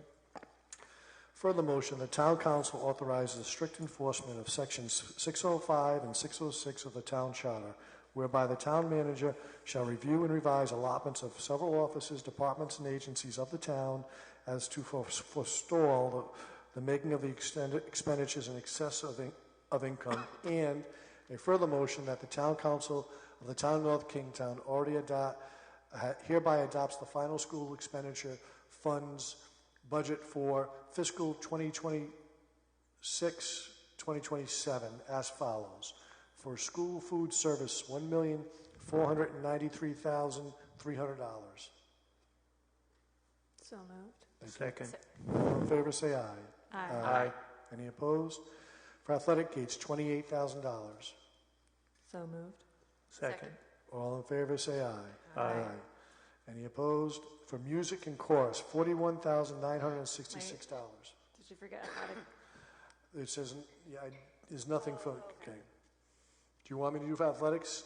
No, because there's no money there. Yeah, Sorry, ours is, it's blank on here. that's fine. I appreciate you looking out for me. So for music chorus, $41,966. So moved. Second. All in favor, say aye. Aye. Computer repair maintenance program for $20,000. So moved. Second. All in favor, say aye. Aye. Total enterprise funds, $1,583,266. So moved. Second. All in favor, say aye. Aye. Any opposed? The ayes have it. And a further motion, the Town Council of North Kingstown hereby adopts the final school restricted funds budget for fiscal year 2026-2027 as follows. Restricted funds, $2,396,250. So moved. Second. All in favor, say aye. Aye. Any opposed? The ayes have it. We have adopted a budget. This has been a very productive evening. Thank you, everybody. Next is the proposed resolution for that Bethel Ross has requested regarding state housing. She has asked us to continue that, correct? They said that they sent everybody emails about it, but you said you didn't get them. So I asked the clerk. We can just go back and start over. So I have not seen the resolution. So, All right, so we can start over. so what we can do is continue it to the next meeting that we talked about. Okay. Okay, so why don't you make that motion? I'll make a motion to continue to the next meeting. Okay. Second. All in favor, say aye. Aye. Any opposed? The ayes have it. The last item is correspondence, which I know we have a lot of, so Linnea, it's yours. Yeah, I condensed this quite a bit, and obviously we heard, the more important things of most of this stuff this evening and a couple weeks ago. About the Quonset sewage sludge facility, we received 50 emails. About the speed cameras, specifically near the high school, we received 9 emails. Asphalt odor complaints logged by the DEM, 18 emails. Asking for a townwide mailing about the sludge facility, 5 emails. And then I think there was just one other topic from Megan Riley, the concern that the budget portion would be overlooked tonight. And that's correspondence. Any other further business? I want to thank everybody for coming out. I want to thank you, Hardy Stoles, for actually staying. You should get a special award. And with that, I'll take a motion to adjourn. Motion to adjourn. Second. All in favor, say aye. Aye.